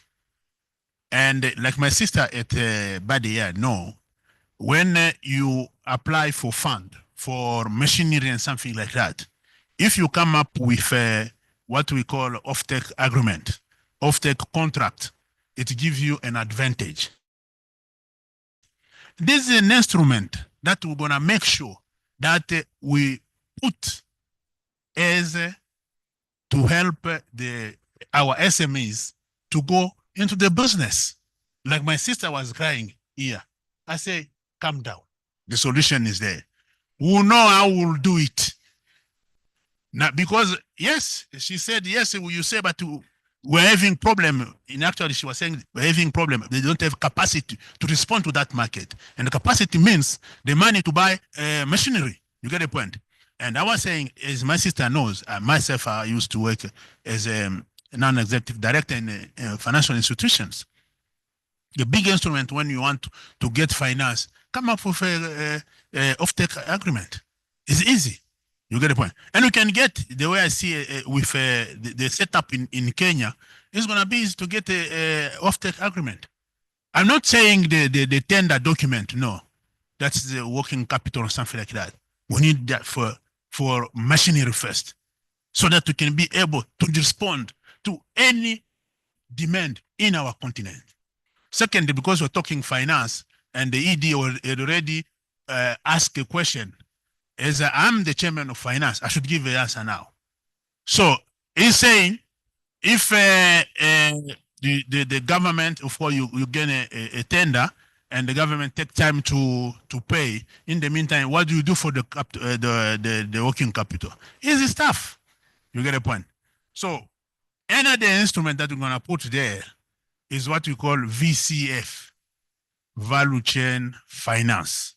I think you said my sister there, I don't know whether USAID has got experience on that. They did in Latin America and in Africa, but not in Uganda, should be somewhere else. There's that instrument that we call the factoring. You have an account receivable. That is already something that can help as collateral and get fund. In the VCF, again, we have to work on the VCS for our SMEs. And I'm happy that my sister there is running already, a kind of networks, what you call, where you have all these suppliers and something like that. So it's going to be easy for us to build that stuff. And I said the other day that, it's a good thing because we've got already a database. And once you've got a database, the mainstream finance will come in. But before they come, is the stakeholder in the value chain can help each other to do the job. Easy stuff. We're going to do it. Thank you. Just one. Yes, thank you very much. Yoram once again from Uganda. Yoram once again from Uganda. I like the fact that we are discussing this critical point of government procurement in the leather value chain. I don't know who will lead this discussion to see to it that it does not end here, but rather it triples down to the different member countries, to this RP and COMESA. I understand the other month there was a COMESA conference in Burundi where we were asked by RP to deliver some samples, which we delivered. And we are very hopeful, I think maybe we shall get a report about that regarding this public procurement. But again, a problem comes. Like Uganda on Monday, I just received the message because I have been keenly following the government procurement, especially to do with our forces, whereby they put out a bid, people bidded, and because they had to put us aside, but I had to come through underground to see to it that I come in.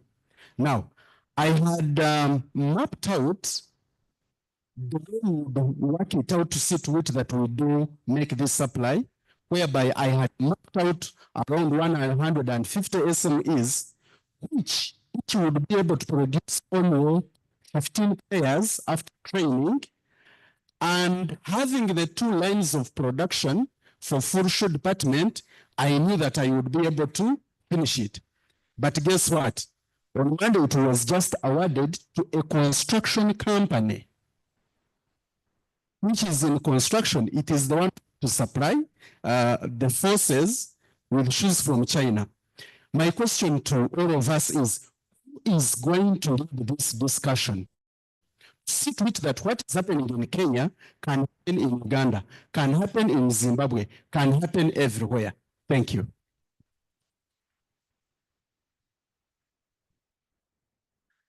Thank you. I want to add my voice thanking our brother from Kenya in terms of public procurement and what they are doing. But also, for the perhaps it's not a question to the executive director, because what we are doing, and this is what I've observed in my career, that we operate in the silos. We need to break down those silos. Someone said that Africa is not broke, but it is broken. So when we are having this discussion, we are talking about each country, Uganda, what is doing, Kenya, what is doing. Why can't we come up with a continental laser strategy, a 5-year strategy? Even our 3 days discussion, this is within 5 years, this is how we want to grow the value chain. And these are the binding constraints. This is how we can we can move the value chain to a certain level. As long as we still talk about national policies, individual country policies, we are not moving any step further. And I think the takeaway from this 3-day session, to my brother here, executive director, we should give you some building blocks in terms of having a continental laser and laser-related strategy for 5 years.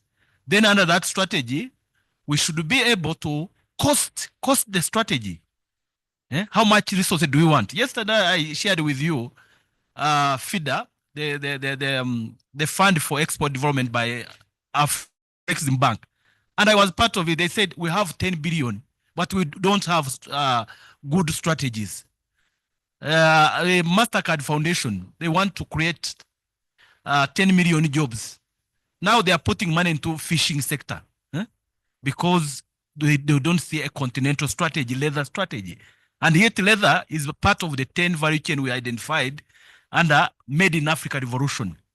So why don't we really bring all these minds, good ideas together and have a continental 5-year strategy? We cost it, whether it's 5 billion, we mobilize funds from different donors. Then we can move further, other than talking about individual procurement policy, and we have a framework. We have continental free trade area framework. We have COMESA, we have ESC, and we can do it through our regional economic communities. So thank you very much. Thank you very much. That session obviously eliciting a lot of interest, but let me hand it over back to the chair so that he can wrap up and we give the delegates an opportunity to take a short break. Breaks are good for the brain, breaks are good for the heart. So over to you in the next 2-3 minutes. Thank you all. I think this agenda or session, if we give you more time, it's not enough. But we have, we will stay here today, afternoon, tomorrow. So we will have a side discussion. But I want to give Mr. Machara for you. Okay. So thank you. I want to start by responding to a question by my co-panelist about the local manufacturers that we deal with. I think we don't really discriminate. Luckily for the leather footwear, 3/4 are what I would call indigenous. And you'll be surprised, in one of the meetings, Bata was participating. They were complaining they are not getting the tender. So I think maybe the process is that transparent. It doesn't favor Of course, we don't look at the color so long as even if it's Asian but is Kenyan, then we don't discriminate on that. The other one is on what you were saying about equipment for SMEs. One of the important government support, and Dr. Noor is there, we provide common manufacturing facilities to our SMEs.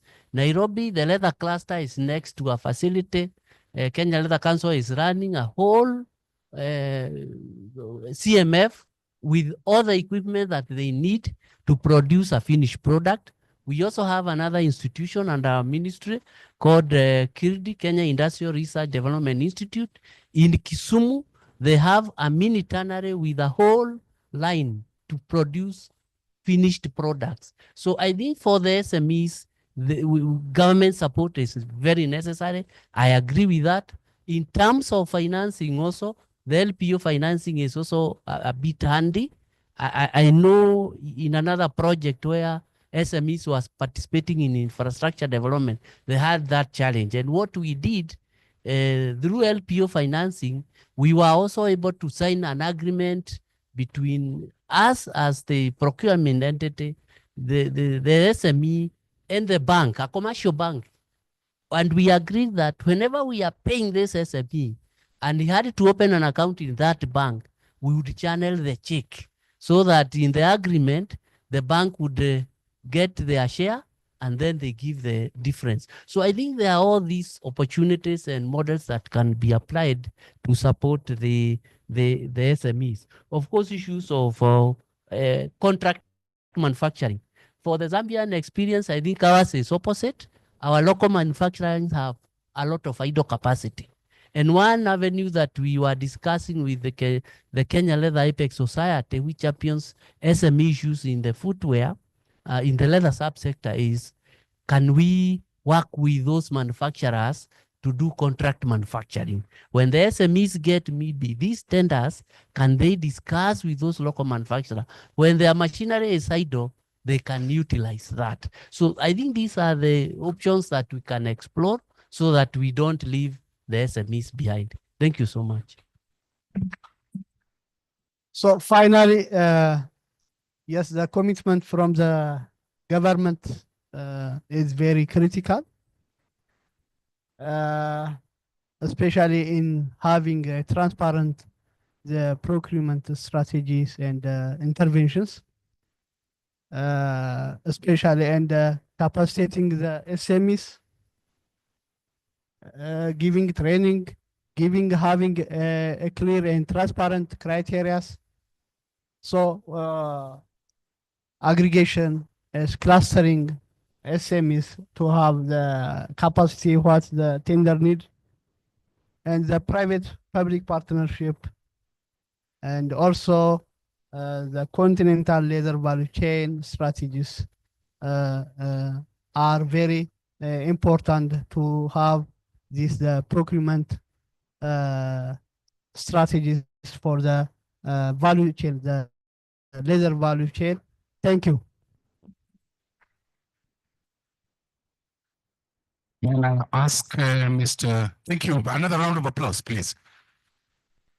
Mr. Zerihun Abebe, please join us here for a photo session. I also want to thank Mr. Malunga, Mr. Masharia, Mr. Abebe. May you all just stand here for 2 seconds as we take your photograph. Thank you very much. Thank you very much, members of the media, one of the strategic partners in this session. And the chair will be in the middle. He has taught us a lot about patience.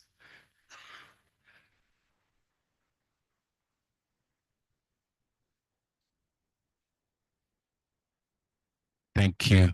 Thank you very much. You may be seated. Distinguished delegates, ladies and gentlemen, may I thank that panel for that engaging session and very insightful discussion. That brings us to our first break. We're going to take a 10-minute break, coffee, tea, networking, and allow the brain to breathe. So I want to thank you for your patience this morning. It's now time for a break. Good morning.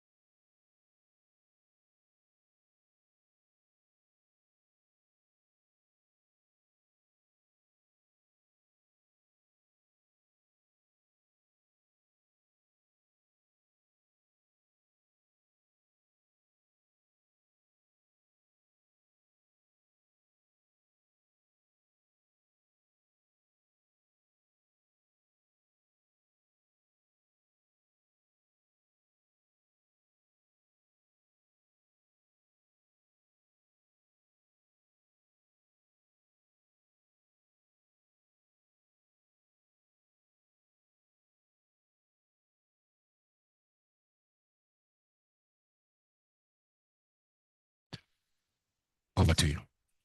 Thank you, MC.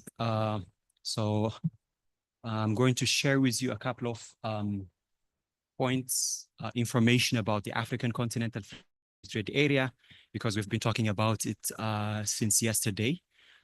So this is an opportunity for us to have further information about what the AfCFTA is and its opportunities for the African laser industry.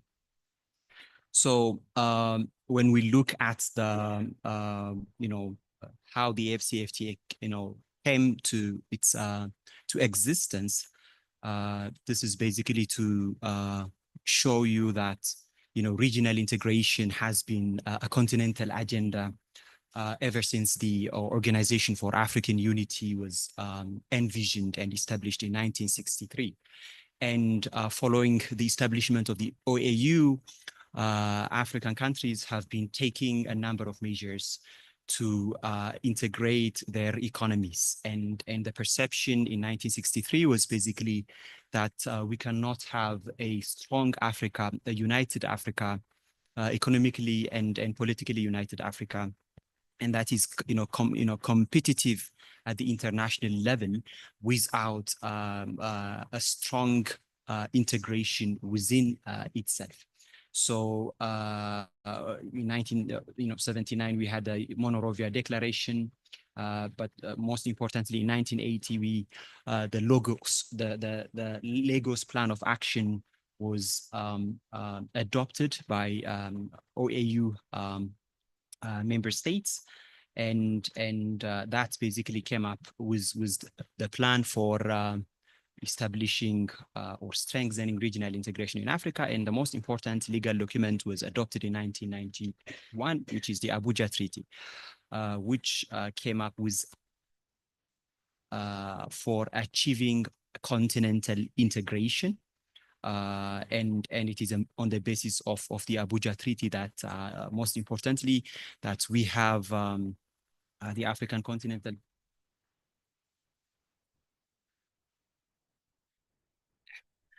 So it's on the basis of the Abuja Treaty that we have the African Continental Free Trade Area established. But in addition to the AfCFTA, which is a continental free trade area, and even prior to the AfCFTA, African countries have established what we call regional economic communities, which are basically established along shared geographical locations. So, for example, we have COMESA, which covers the Eastern and Southern African region. We have the ECOP in West Africa, and others in the 5 different regions of the continent. So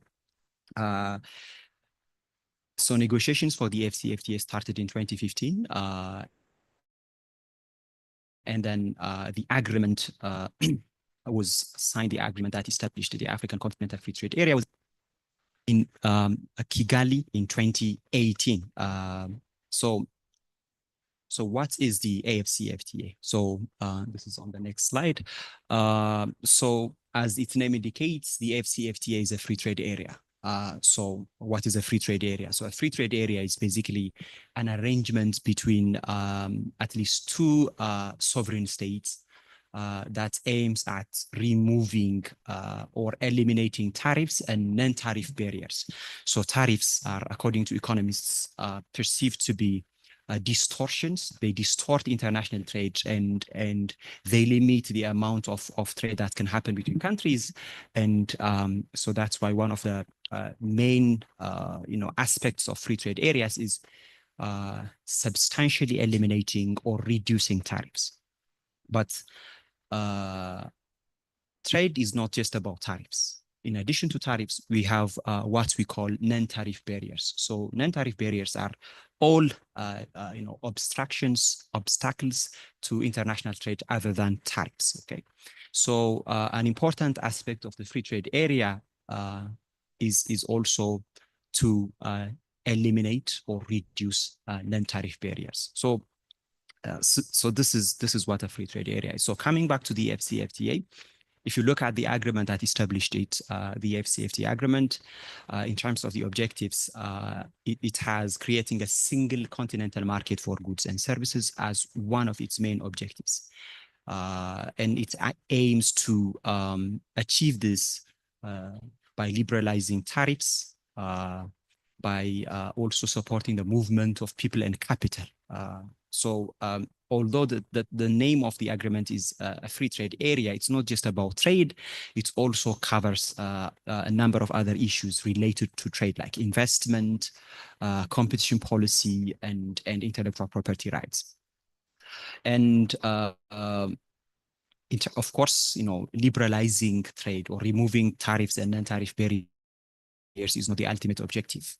The ultimate objective is promoting socio-economic development in the African countries, increasing African economies' competitiveness within the continent and also outside the continent internationally, and promoting industrialization. So Africa most African countries are heavily dependent on exporting raw, unprocessed products, and their economies are very fragile because of that. And so an important part of the AFCFTA agreement is to try to help the state parties to to add value to products instead of just exporting raw materials, which at the international market have a very low price. And of course, we have to be ambitious, and the next ambition, once the AFCFTA's objectives have been achieved, is to create a continental customs union. And a customs union is a more enhanced type of integration, which involves a system that not only reduces or removes substantially tariff and non-tariff barriers, but also that gives the member states the right to set common external tariffs with respect to non-state parties. So, of course, the agreement was signed in 2018, but signing is not enough. So we had to wait for the minimum number of ratifications to be achieved. So currently, the agreement has been ratified by, in terms of signing, AU member states except Eritrea have signed it. But in terms of ratification acceptance, we have 49 member states that have ratified the agreement. So the AFCFTA currently has 49 member states. So in terms of the state of the AFCFTA, we have a couple of agreements that are still under negotiation, principally the agreement on rules of origin. It's almost done, but it has not yet finally been adopted. So this agreement basically allows or determines the nationality of products, if you like. So if a product is to be for a product to be considered as a Rwandan product, it has to meet a substantial part of it has to be done in Rwanda. So that's why it can be regarded as a Rwandan product and exported as such to other African countries. So that in the next slide, we have the legal framework of the AFCFTA. So we have the framework agreement, which is the main agreement. And within the framework agreement, we have 8 main agreements dealing with various trade and trade-related issues. So these agreements are called protocols under the agreement. So we have the protocol on trade in goods, which regulates how goods are going to be traded between member states. So this is where we have the removal of tariffs or the elimination of tariffs. And the reduction or elimination of non-tariff barriers. The second protocol is concerned with trade in services, which governs the 4 modes of provision of services. So services related issues are governed by this protocol. And the third protocol is on dispute settlements, because we're talking about international trade or regional trade, and disputes are bound to happen. disputes often happen, and there has to be a system for the disputes between the member states of the FCFTA to be settled. So, for example, if one state party believes that another state party of the FCFTA has, against its commitments under the FCFTA, increased tariffs. So this would be a simple example of a dispute. If it is not amicably resolved, there is, an alternative way of resolving the dispute. So these three protocols have come into force. They have come into force in 2019, and actually trading under the FCFTA has started in 2021 January. So we also have 5 other protocols which are called phase 2 protocols, and these are on competition policy, which is aimed at making sure that there is healthy competition between the member states of the FCFTA, and also we also have the investment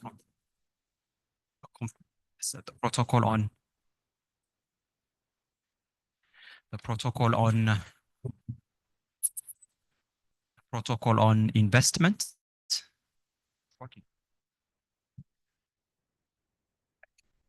It's okay. So we have the protocol on investment, which is basically intended to promote cross-border capital flows. So it would allow an investor from one member state of the FCFTA to take its money to another member state and to invest. And we also have a protocol on intellectual property rights, which protects trade-related intellectual property rights like trademarks, copyrights, or patents. And the other protocol is on digital trade. So Africa cannot be outside what is happening across the globe, which is the increasing role of digital trade. So there has to be policy frameworks that would make Africans, that would make it easy for Africans to trade digitally. And the last protocol is on women and youth in trade. And the FCFTA is the only free trade agreement that has a dedicated agreement, a binding agreement concerned with women and youth in trade, because these of course, Africa is dominantly, the African population is dominantly youth, and also women play a huge role in African economies, but including in the informal cross-border trade. So that's why we need to have a framework, an agreement that would support these women and youth traders in terms of engaging in trade and investment in the continent. So these 5 protocols have not yet come into force. They have been adopted by the AU Assembly, the highest decision-making organ of the FCFTA, in 2023 and 2024, but they have to be ratified by member states for them to come into force. So this is just the institutional structure of the AFCFTA. I'm not going to run through all of it, but we have the Assembly of Heads of State and Governments as the highest decision-making body, and we have the Council of Ministers, the FCFTA Secretariat, which provides administrative support to the other organs, and we also have the Dispute Settlement Body, which is basically the head of the Assembly acting in another hat. In terms of trade liberalization, we have, African countries, member states of the FCFTA have committed themselves to eliminate, to make zero, in other words, their tariffs on 90%, 97% of product lines. So only 3% of their products can be subject to tariffs. And of course, this is a challenge, especially for most African countries, because they are LDCs and their public revenues are heavily dependent on tariff revenues. So that's why we have a very long period of time, 13 years, given to LDCs to liberalize their tariffs progressively. Non-LDC member states of the FCFTA have 10 years to implement this 97% of tariff liberalization.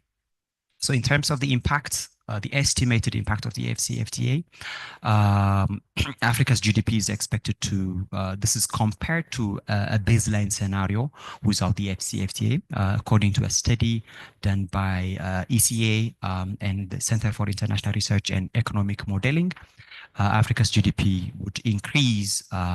This is just the average for Africa, the total for Africa, by 0.9%, which is USD 113 billion. In terms of outputs, we have USD 104 billion expected increment, welfare 7 billion, total export by 5.8%, which is around 180 billion. And then the biggest contribution of the AfCFTA, which is in line with its objective, is it would increase intra-African trade to almost 35%. And it has, according to also studies done by ECA and the World Bank, the AfCFTA is expected to contribute significantly to poverty reduction and addressing inequality. So where are African countries in terms of implementing the AfCFTA? So it's only been 3 years since the agreement has come into force, and agreeing to or signing the agreement is one thing, but implementing it requires a huge amount of money, significant amount of resources and preparation. So most African countries, member states of the AfCFTA, have developed what we call national AfCFTA implementation strategies. And the purpose of these strategies is basically because all member states of the AfCFTA cannot, they have their own competitive advantage, right? So Kenya has its own competitive advantage, which is different from Nigeria, for example, because the contexts of every country are different. So these strategies are basically documents that would help every member state to identify its priority products and services, like the products and services that would make it competitive. And also the strategies are useful in terms of helping member states to assess their systems and to identify areas for reform, areas for improvement, and also how to work with all stakeholders, including the private sector. So, so far, as of this month, we have 41 national AfCFTA strategies developed, and ECA has supported the development of 37 of them, and 9 are currently undergoing. So they are currently being prepared. So they are very important instruments. In terms of a summary of the priority strategic pathways that countries have, identified, most of the countries that are represented here, I think they have already developed their strategies, or they are in the process of doing so. So in terms of the areas for reform and for action that have been identified in the strategies, we have institutional alignment and capacity development, legal and regulatory reforms, private sector engagement, women and youth development and inclusion, infrastructure development, trade facilitation, digital connectivity, and stakeholder awareness. So the idea is basically that state parties would take measures based on these identified pathways. And last, I'm almost finishing my presentation. I would like to talk about what we call the Guided Trade Initiative, the AfCFTA Guided Trade Initiative. So the GTI was announced or the decision to have the initiative was adopted in July 2022, and official trading under the AfCFTA under this initiative started in the 7th of October 2022, with 8 countries participating. So the purpose of this, initiative is because the AfCFTA is a new framework for Africa. So what we have so far, as you know, is regional or sub-regional trade, like the COMESA trade, SADC trade, or the Arab Maghreb Union trade. But since this is a continental initiative, it was decided that we need to have a system to try to test the institutional the legal and policy frameworks of the FCFTA, and for us to learn lessons from it and to address challenges that are faced. So,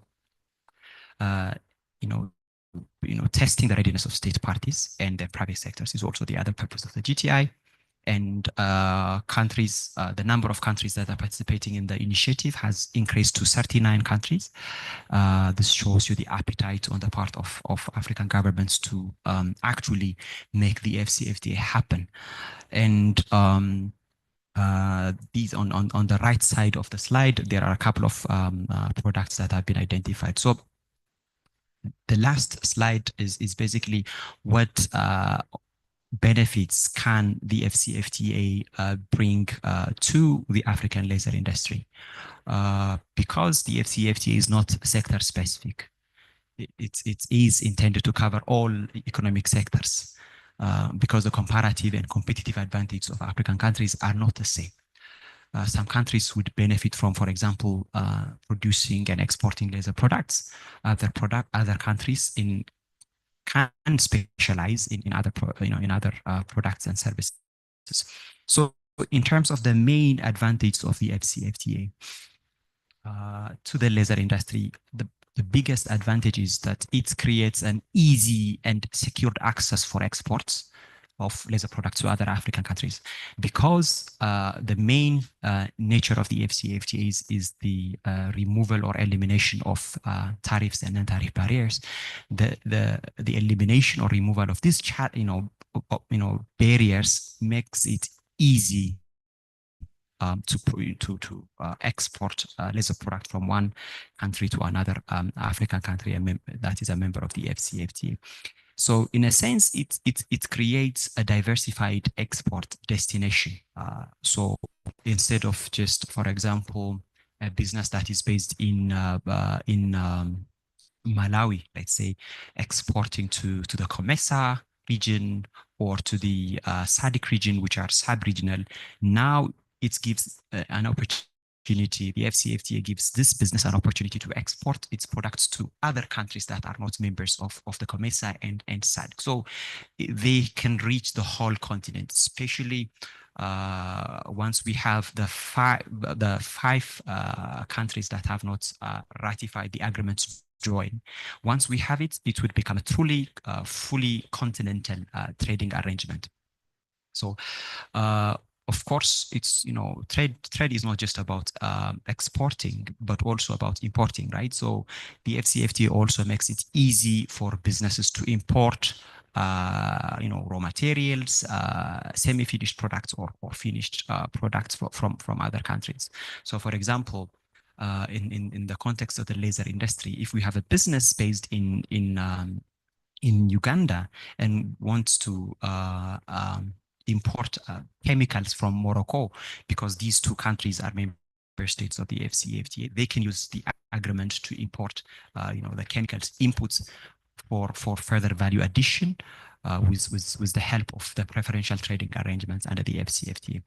Of course, the FCFTA also makes it relatively easier to create linkage for businesses in a region and for regional value chains to be built and strengthened, covering all in the context of the laser industry, covering the meat and laser industries. Of course, the FCFTA is also there to help countries to add value to their products and to industrialize. And finally, our biggest objective is it helps businesses to contribute to sustainable economic development of African economies. So the biggest lesson is I think the biggest conclusion is the FCFTA, the agreement was negotiated by African governments, but ultimately it's going to be the private sector that would trade, that would invest, and that would benefit their economies and themselves. Thank you.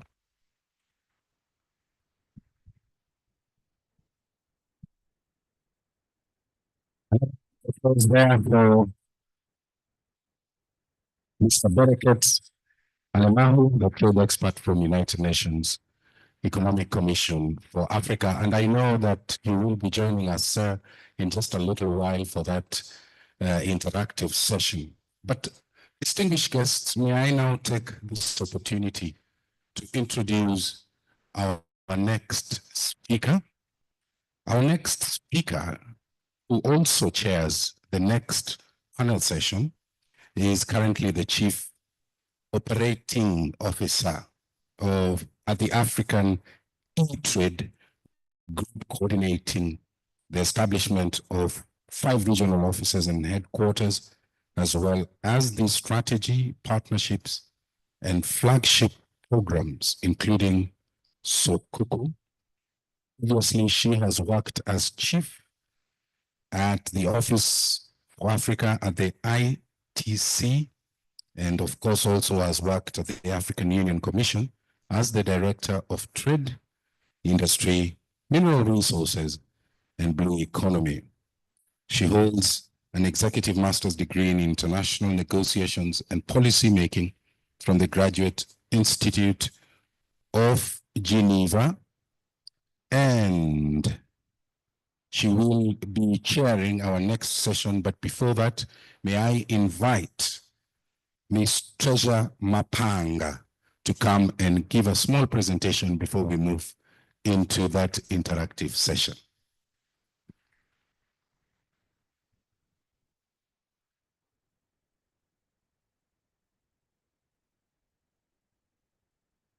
Thank you very much, distinguished facilitator, moderator. It's an honor for me to have been invited by ALPI to be part of the session today. And I want to first of all start by congratulating the previous presenter for setting the stage so well on the African Continental Free Trade Area.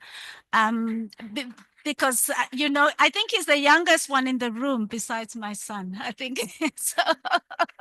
So this is the kind of talent we have on the continent. And I'm also humbled because before I talk about what really excites AE Trade Group about our collaboration and partnership with ALPI, I want to tell you a small personal story about the AFCFTA.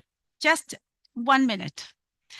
And that is that, you know, I'm born from the Kingdom of Eswatini. I come from a small village, like the executive director. It's called Ngambeni. And I never dreamed that I would one day find myself working for 1.3 billion people. Now there are 1.4 billion people at the African Union.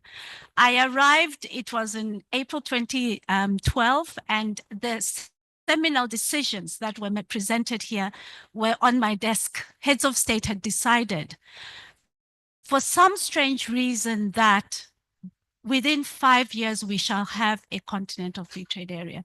Can you imagine? I didn't know this at the time I joined, but when the legal counsel briefed me, they said, "Director, welcome. Do you know that this decision is the only one with a deadline in the African Union? And we have thousands of them." Talk about pressure.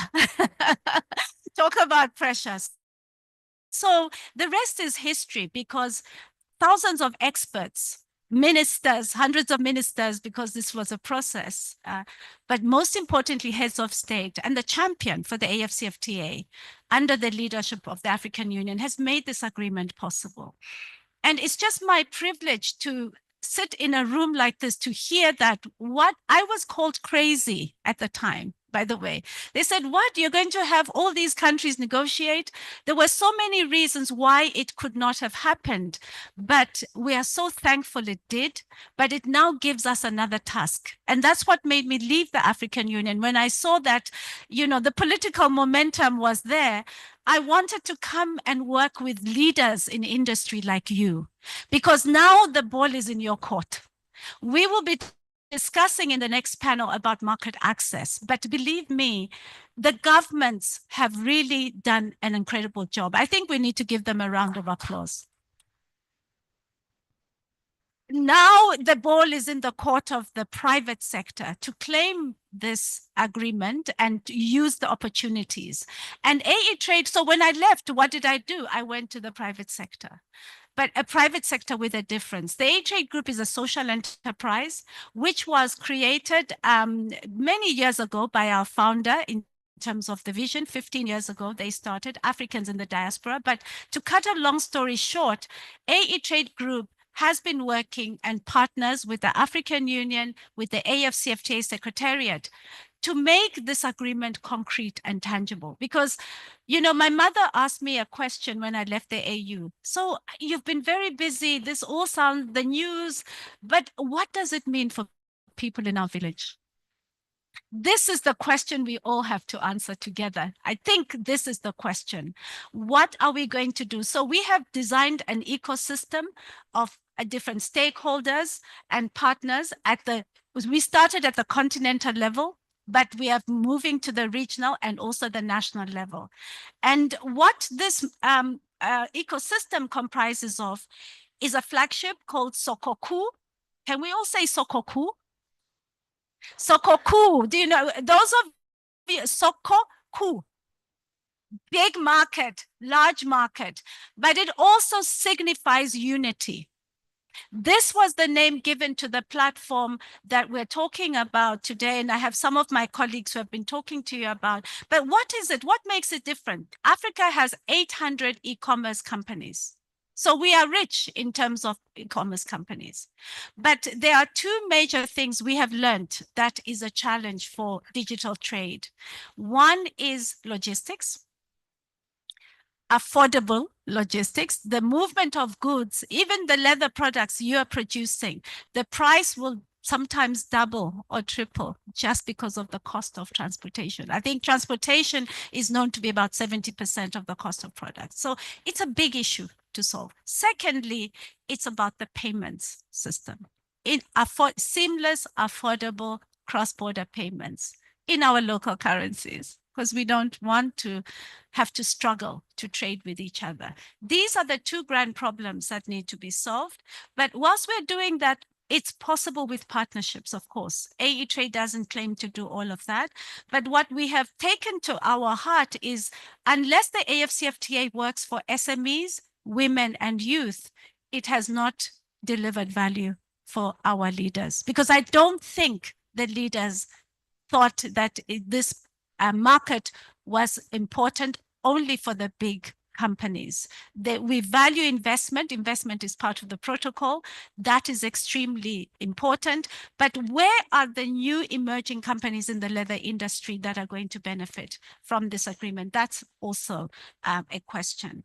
So as I conclude with ALPI, why are we passionate about ALPI? ALPI was, and I'm not making it up, one of the first organizations we reached out to. I think you were after ASO. ASO was the first one because we thought we need to not just talk about something that's abstract, but something that's concrete, products that need to move, products that symbolize made in Africa. We believe that unless Africa has platforms, not just our own, but many of them that promote made in Africa products, we are not going to make any progress. We won't create jobs. We won't create the trade flows that matter, because at the end of the day, you know about the competition we're all facing. You are in the industry, and this agreement has to find ways, as much as we say it's about free trade, but it's also about the smart way of taking advantage of the agreement. So I want to pause to say we are a practical partner, a non-traditional partner. We are passionate about capacity building, financial and digital inclusion. The AU Summit decision, which we were accorded by the heads of state at the AU in February of 2022, simply recognized us as one of the key players that could contribute when we work together on digital and financial inclusion, as well as job creation. So thank you very much for giving me this. I thought actually I would say this at the end of the panel, but as I've had the chance, I want to say the final word is shared prosperity. When we engage in partnerships, we want everybody to prosper, and we are a social enterprise driven by this mission to make sure that we work together as Africans. We really collaborate. You know, we know how to dance together, to eat together, but let's work together for the prosperity of the continent. Thank you. Another round of applause there for the chair of our next session. And may I ask that you join us also so that we can talk together on the subject of promoting African trade and market access through multi-country retailers. I will also reach out to Mr. Bereket Alemei, who was here earlier on, to also join us on set, on the podium, so that we can do a deep dive in this very important topic, I believe, promoting African trade and market access through multi-county retailers. May I also ask that Mr.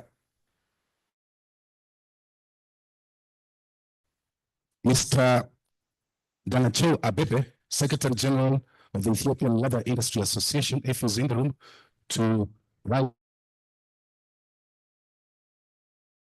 and join us on set so that he's part of that panelist. Mr. Abebe holds a postgraduate diploma in leather goods technology, a BA management, and he has over 39 years experience. Over 39 years, one short of 40. Those are 4 decades. A round of applause for Mr. Abebe. Thank you very much indeed, sir, for making time to be with us as well.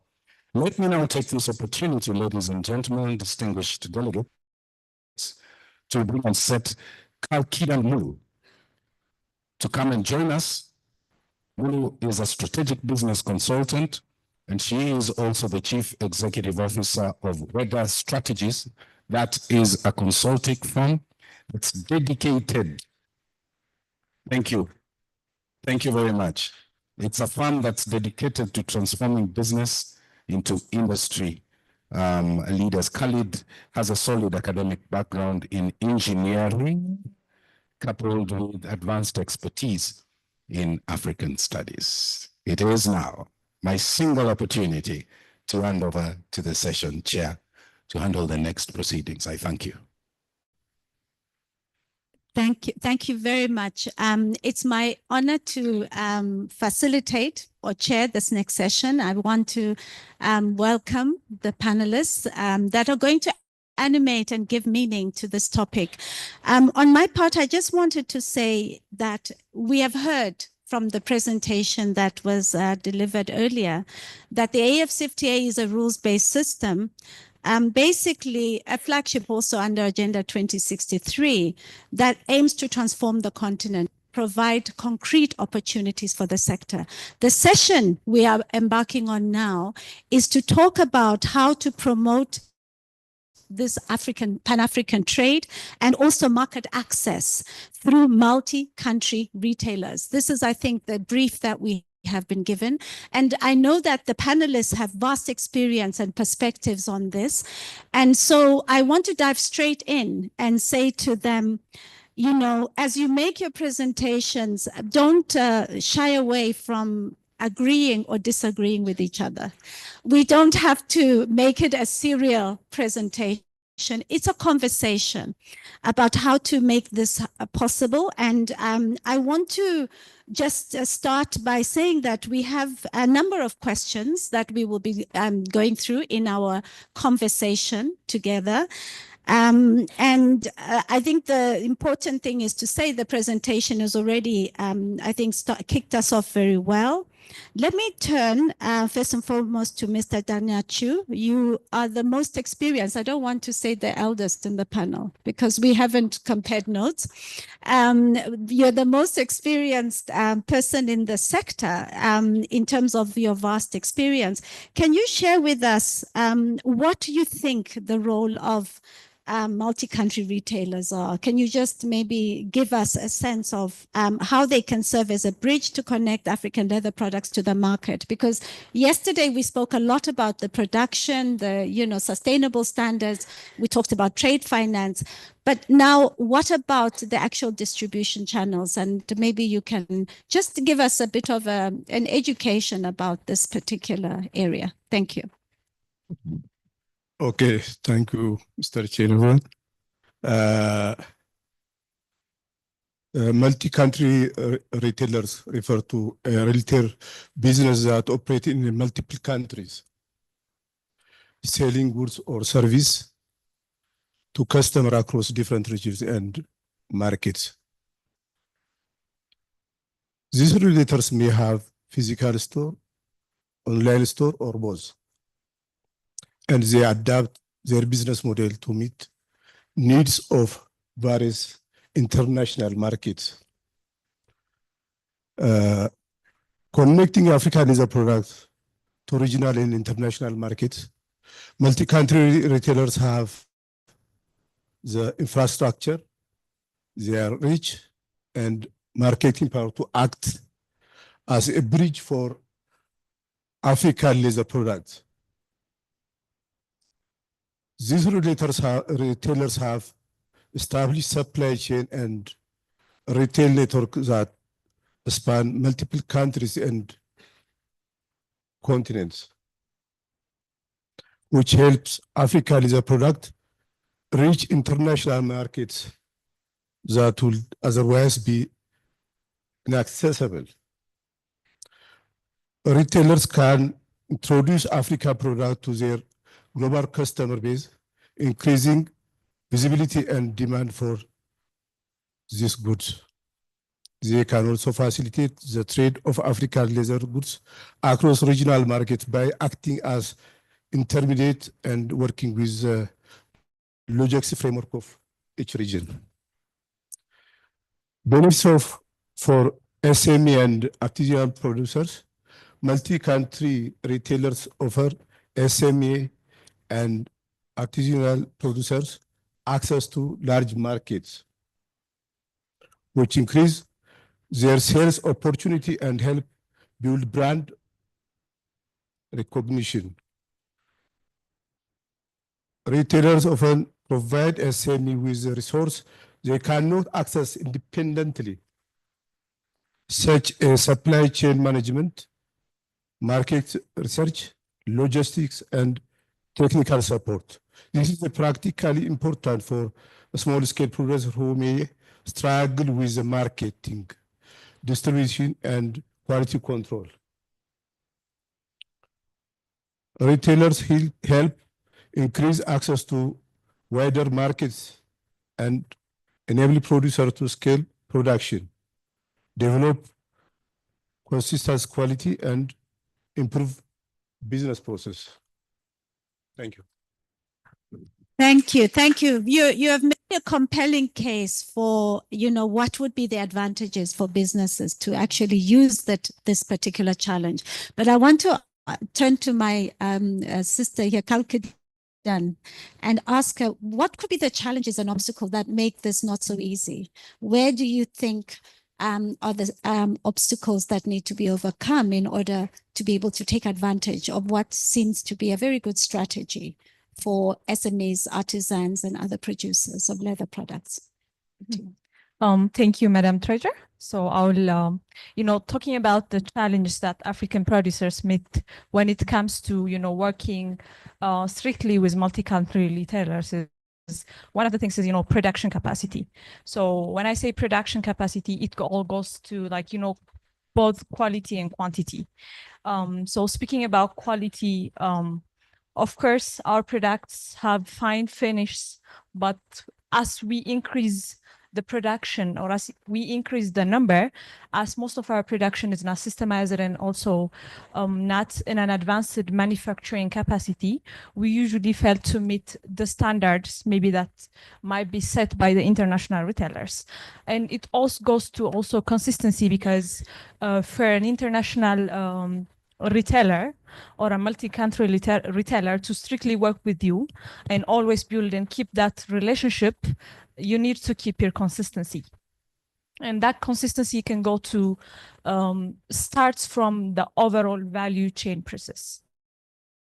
So because your raw materials need to be consistent in order for your finishing product to be consistent. Your production capacity should be consistent. Your production efficiency should be consistent in order to refer the term that's consistency, because everything has to align for us to have a same quality of product at every time. And that, I think that really matters.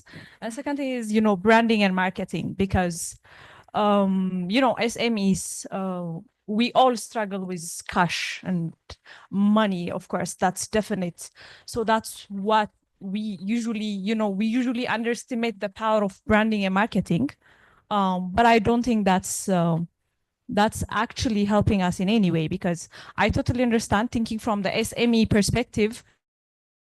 If you have a budget, do you allocate it to actually produce something, or do you allocate it to market yourself? It's a kind of, a loophole that you get into. But at the end of the day, we cannot underestimate the power of branding and marketing. And we have to be frank that marketing and branding takes money, of course, because it needs money to market yourself and to be intentionally branding yourself and positioning yourself into at some point. And it can even sometimes come into saying no to certain businesses, like that doesn't align with my mission, that doesn't align with my brand. But do we actually afford to do that all the time is also one of the things that we have to ask as an SME.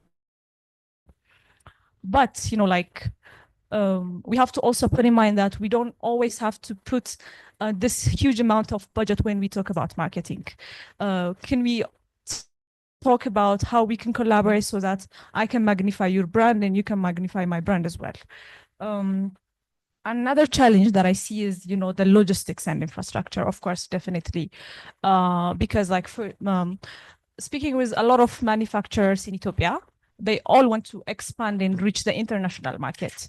But for me, if I want to send something for you, and if you're living in outside of Ethiopia, maybe the logistics cost is much even higher than the production cost. And how would that make me competitive in the global platform? Because price is also one of the competitive metrics. If my price, if I'm giving you a highly priced material, or a highly priced product, but something that you can access easily around you, why would you come to me? So competitiveness also comes with logistics cost and infrastructure, especially speaking from my country, speaking about coming from Ethiopia, unless you're located around the center, the capital city, if your production is a bit far from the capital city, infrastructure also comes to a huge challenge, because you have to transport whatever good you have. But that logistics and infrastructure also goes to how do you source your materials, because that also makes your sourcing expensive, which definitely makes your final product more expensive, definitely. So I think this can somehow summarize the challenge that we're facing as African manufacturers to actually work, deeply with the international retailers. Thank you very much. I think this was a really compelling summary of the key challenges, but I also suspect you have the solutions at your fingertips. Now we are in the digital age. So I want to just come back to you still. And before the other speakers also digital platforms of different types, what role do you think they can play in this particular area of making the connections between the producers and the retailers? What strategies do you think are feasible in Africa? So one of the things, one of the things that we said is consistency in quality, of course. So introducing quality control systems, whether your company is big or small, should be something that we have to do, I think, very intentionally, because, coming from the SME perspective, we underestimate these things, especially at the beginning of our opening up times. We usually forget that we have to set standards. We have to actually put metrics that we can actually measure our standards. We usually rush to deliver. We usually rush to get a market and forget this very foundational metrics, so that you to be able to have a standard quality control procedure, that what are your checklists for you to be able to say this product can go to the market right now. So I think even as a business perspective, from the private perspective, we have to be very intentional about, having this checklists and SOPs, the standard operation procedures, so that our quality is not, just dependent on people. We have to start depending on systems. One is that. Second thing is we have to work in skill development, of course. A lot has been said in this regard, so I'm just going to pass that. Business development support, of course. access to finance. I mean, access to finance is a vast word, of course, but I would say not only access to finance, but also financial literacy is also a huge, because like, let's say I give you finance or I give someone a finance and like, do the owners or do the managers have the strategic thinking of where to actually put that finance? Because like companies would say, I don't have finance and I need access to finance. But like, if you ask them, what are you looking for? What is the number? And where are you going to direct that number? A lot of SMEs fail to answer that question. So access to finance should also come with strategically using that access to finance into actually making it into, you know, an actual product. So coming to the e-commerce and digital platforms, of course, thanks to technology, now you can sell your products for anybody across the globe without having a physical shop at that specific location. I think that brings a huge solution to many businesses, but still a lot of e-commerce platforms are still struggling, especially African-based. Like e-commerce platforms are having this logistics and, you know, this financial integration challenge. Specifically mentioning my country, Ethiopia, we have like currently the e-commerce market is booming. Of course, like a lot of e-commerce platforms are coming to the picture. But still, most of them don't know how they can solve their logistics challenge, because like if you go to DHL, as I told you, like they would give you a price that's more than the production price, and for you, they might give you a deal, but are you in that production capacity or that quantity level that they can give you like a better deal? Otherwise, they're just going to treat you one by one, and that makes it more expensive. So still, these e-commerce platforms are facing a huge logistics challenge, and especially in Ethiopia, like the second challenge that we're facing is payment integration, because our financial system is a bit closed. So like, for example, you cannot make a payment, let's say for a company that's in Kenya, in USD.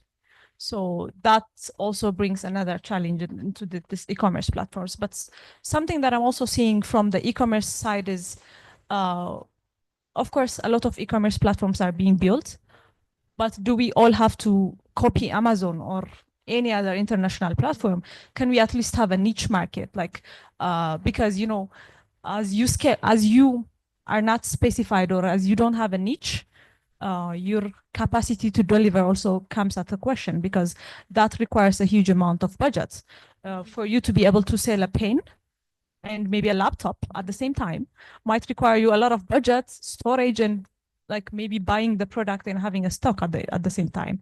But maybe if you're a bit focused in, let's say, African laser, or like you give it a focus, and rather than just trying to copy Amazon, like trying to find a gap and trying to, you know, fill that gap, also falls into the e-commerce platforms. And another thing that I also see is like, you know, just because e-commerce is becoming a thing, you don't have to open an e-commerce platform. We can collaborate. Like, so when we collaborate, we go bigger. So we don't have to create unnecessary competition among ourselves. So if there is a company that's doing really great in Kenya or in Nigeria, an e-commerce platform, rather than me trying to build another e-commerce platform that creates unnecessary competition, why don't I just reach them out and I bring my value, and like, why don't we collaborate? So I think that these are the things, but still I see this e-commerce being one of the solutions for, you know, our products to reach the global market. Thank you. I think you have said quite a number of important things in your contribution. But I really think the point you're raising, and I'll come to you, because in the AFCFTA, the spirit was really about countries collaborating. Of course, competition, yes, but also collaborating in the AFCFTA. So let me turn to you and say, from a market access perspective, what thoughts do you have? I mean, Kelkadan has shared a number of ideas. Is there anything that you would like to add, especially this logistics challenge? Is there something that could be done, in your view, in the context of the AFCFTA or at the continental level to address some of these issues? Over. Thank you, Chair. So I think what has been raised by both Mr. Danyacho and Kalkidan and the Chair is basically Right. So in terms of the challenge, let me start from the challenge that was identified as one of the challenge for SMEs by Kalkidan, which is infrastructure and logistics. So it becomes very expensive. So I think this is well known for all policymakers. I think yes, as I said earlier, signing the agreement is not enough. Okay, the agreement is just a policy, so it has to be transformed. It has to be translated into practice, and for this purpose, yes, African leaders have identified it as a challenge, and they're doing a lot in terms of linking their physical borders through various infrastructural projects. We can take the Lamu port for the Lamu project, rather the Lapsed project, which links Kenya, Ethiopia, and South Sudan. So these three, countries, they are building a highway to link their economies, and similar projects are also being implemented in the Southern Africa and in other parts of the continent. So yes, it's a challenge, and for us to talk, because most of trade happens, especially most international trade happens, trade in goods happens physically. Even though the role of the domestic or digital trade is increasing, still we need to continuously improve as Africans in building the right infrastructural projects. It could be one-stop border shops, or common testing centers, testing for products and services, expanding ports, try to reduce the amount of time that a product takes from the port from the port to the final delivery point, because these have lots of cost implications on the consumer, on businesses, and on the sustainability and profitability of businesses. So it's a priority for African governments, and they're doing they're taking measures along that way. A lot needs to happen. And in this regard, we don't necessarily have to limit as Africans ourselves to financing the projects by governments. So increasingly, with all the debt and heavily stressed economies that most African countries have, it's important to look for alternatives, and that includes what has been repeatedly mentioned in terms of public-private partnerships, and also securing affordable and sustainable financing from external and internal sources or funders, and implementing those projects is very critical. And in fact, the FCFTA itself can also help, addressing what is called the infrastructure gap. Okay, because as I said, the agreement has a protocol on investment, which is intended to encourage investments on different sectors, and that includes, investments on infrastructure-related services, or services that are there to facilitate cross-border trade. So we need to use that as an opportunity as well. And from the market access perspective, I think, yes, market access is good. It's good for us to remove tariffs, because they are barriers, and also to come up with a system to remove or eliminate non-tariff barriers. But this is not enough, especially from the perspective of SMEs. Access to finance has been raised a couple of times.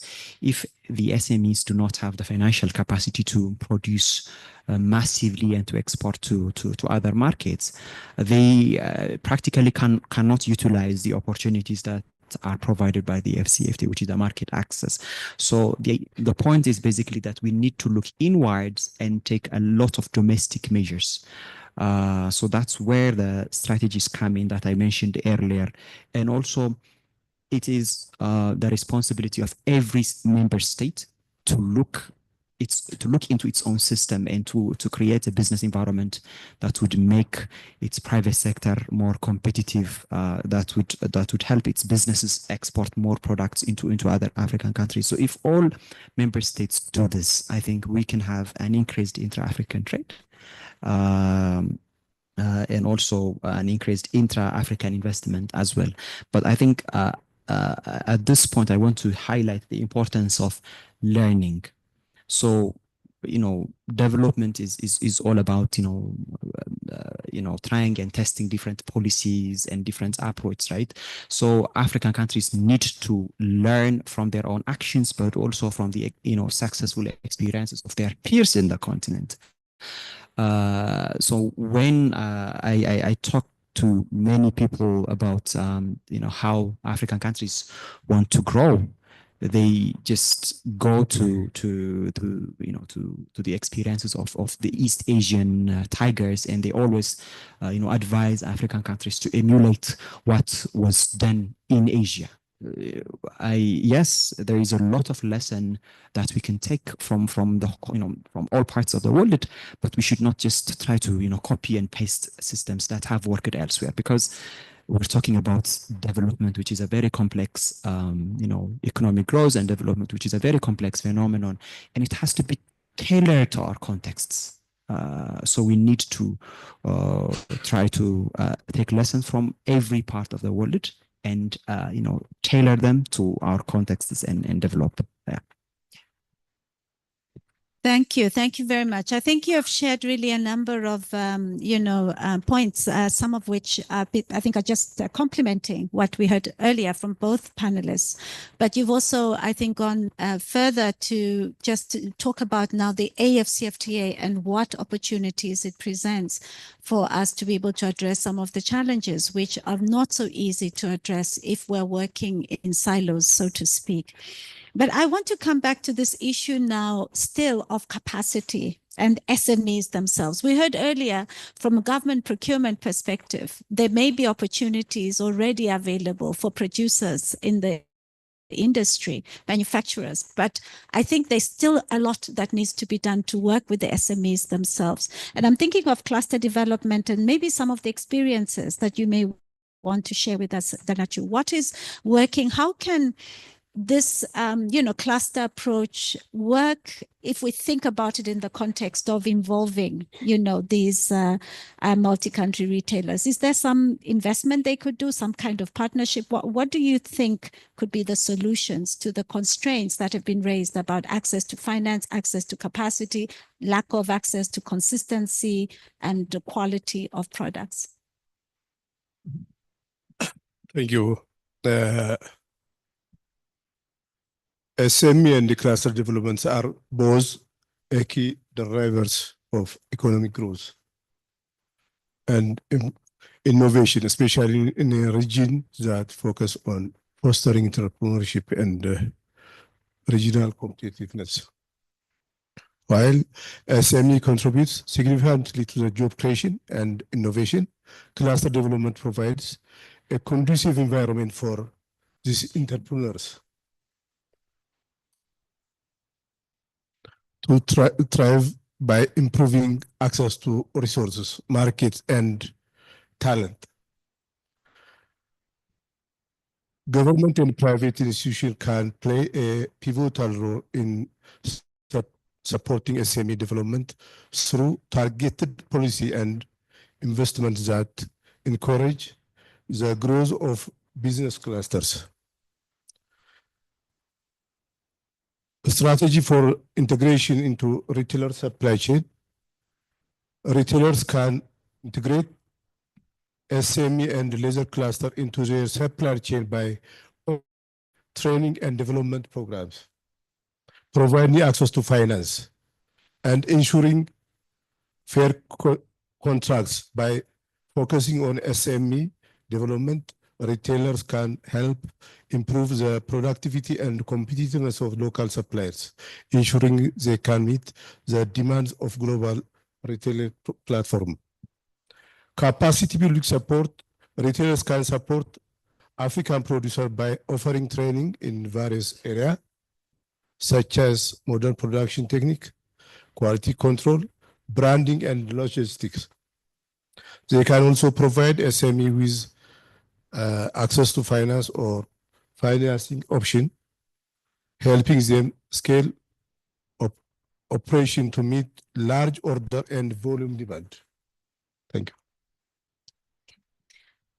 Thank you. I just want to ask, can we have some practical examples of where this is working? You know, I'm jogging my memory back to the days of ITC, for example. A lot of, you know, programs were trying to make this opportunity accessible to SMEs in Africa. Yeah, I don't know to what extent maybe in the leather sector, but do you have some examples of where this has worked well? Any of us? I just want us to share some experience, because I think it will help to ground, I think, what is a very good conversation. It's informative, but I want to understand what is already there that we could scale up as models for LP and the leather sector stakeholders going forward. Yes, please, Executive.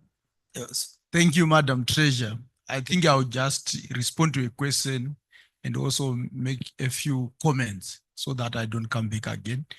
The first comment is to congratulate you and your panel and to recognize the four of you. But I want to highlight something about Madam Treasurer. During introduction, they said she was working in the office of Africa. No, she was not working there. She was the chief of Africa in ITC, in Geneva. But he said, I'm leaving the cheese and the milk in Geneva. I want to go back to Africa to work for Africa. The other story, she was born in a village in Eswatini. Eswatini is a country that I know very well. Maybe better than here. No, I'm joking. But what I'm trying to say is she became chief of Africa in ITC. Then she became director of industry and trade that saw this Africa Continental Free Trade Area being signed. If she had put constraints in front of herself, she was not going to reach that level. What I've noticed in development, and particularly in our continent, we are now programmed to put constraints ahead of us. And if you noticed, when you're about to wake up and you think about negative things, you lose energy. And we take away a lot of energy from ourselves by talking about binding constraints. Let us remove that word in our vocabulary. I know Mr. Bede, we interacted with him around 2014. He had a ternary, but basic. But Mr. Bede is a man of action. Said, guys, if you indicate where to go, I will go. If you see his ternary today is a complete revolution. Sorry, I'm going to use a biblical example. There are some people who may not read the Bible. When the children of Israel were in Egypt and they wanted to go to the promised land, they knew there was a Red Sea and they had no means to cross the Red Sea. But they said, we are going. And they crossed the Red Sea. Look at Japan after the Second World War. The Hiroshima, the country is zero. But from the ashes to become one of the biggest economies in the world with all the constraints. And I can assure you, the constraints during Japanese time were far higher than the constraints that we are facing. So let us remove this idea. No, we cannot talk to government. No, they cannot listen to us. No. If you knock their door, most of us, we are not knocking. We want them to knock. If you don't visit me, I don't visit you. Isn't it? If my cousin is not visiting, I visit him once and he doesn't respond, then I will not visit. So that's basic. So I just want to give an example of, it's a small example, but I think tomorrow when you talk about clusters, you hear some information. We have a Bulawayo cluster in Zimbabwe. When it started around 2014 and so forth, these guys were just making basic shoes. But through clustering, with the support of EU, we bought equipment plus training. They are now supplying diggers. For those who come from Southern Africa, they know Edgar's is a big retail chain, which is in South Africa, Zimbabwe, Eswatini, in many countries in Southern Africa. They are supplying. They are even exporting to Namibia in Botswana, this cluster. You see? So in my view, clusters can be used as a vehicle. And one thing that I want to also to point to you is when we started clustering in COMESA, there was no money to start it. We started with a budget of 130,000 to cover 21 COMESA member states. But the Secretary General of COMESA, then Mr. Cindy Sombenya, said, let's start, let us move. And we're going on the ground in markets in Uganda, went to Chitintale, in Manzini, in Eswatini. If you go there in the market, typically the market, they know me. We went on the ground with only 130,000. But now cluster has been adopted by EAC, it has been adopted by SADC, all the RECs are talking about it. So in my view, all these things are possible. The other thing is, from the Asian experience, they realize that if we want to go into international trade, companies should focus on production. But trading should be supported by trading houses. We are not saying like what Berget said, let us not cut. Let us study the model, like the Japanese. They have a trading corporation called Marubeni. Let us analyze Africa and come up with our own Marubeni. You see? And then facilitate the trade. Few years ago, we were working in DRC, maybe 2016. What we observed in DRC is that they were getting leather from Nigeria, and they were getting a square feet from Nigeria at $60. Meaning, if you wanted 3 square feet to make leather, you needed $180 first. You see? And we facilitated them to get leather from Ethiopia at $2 a square feet. So from $180 to $6 to make a pair of shoes. And the leather was coming from Ethiopia using Ethiopian Airlines. I think I want to go to Malunga's point to say we want hand holding. And in ALP, we have agreed strategically that we need to deploy hand holders in every country that will work with SMEs on a day-to-day. Our limit is a budget, but we are saying let us start. The budget will come.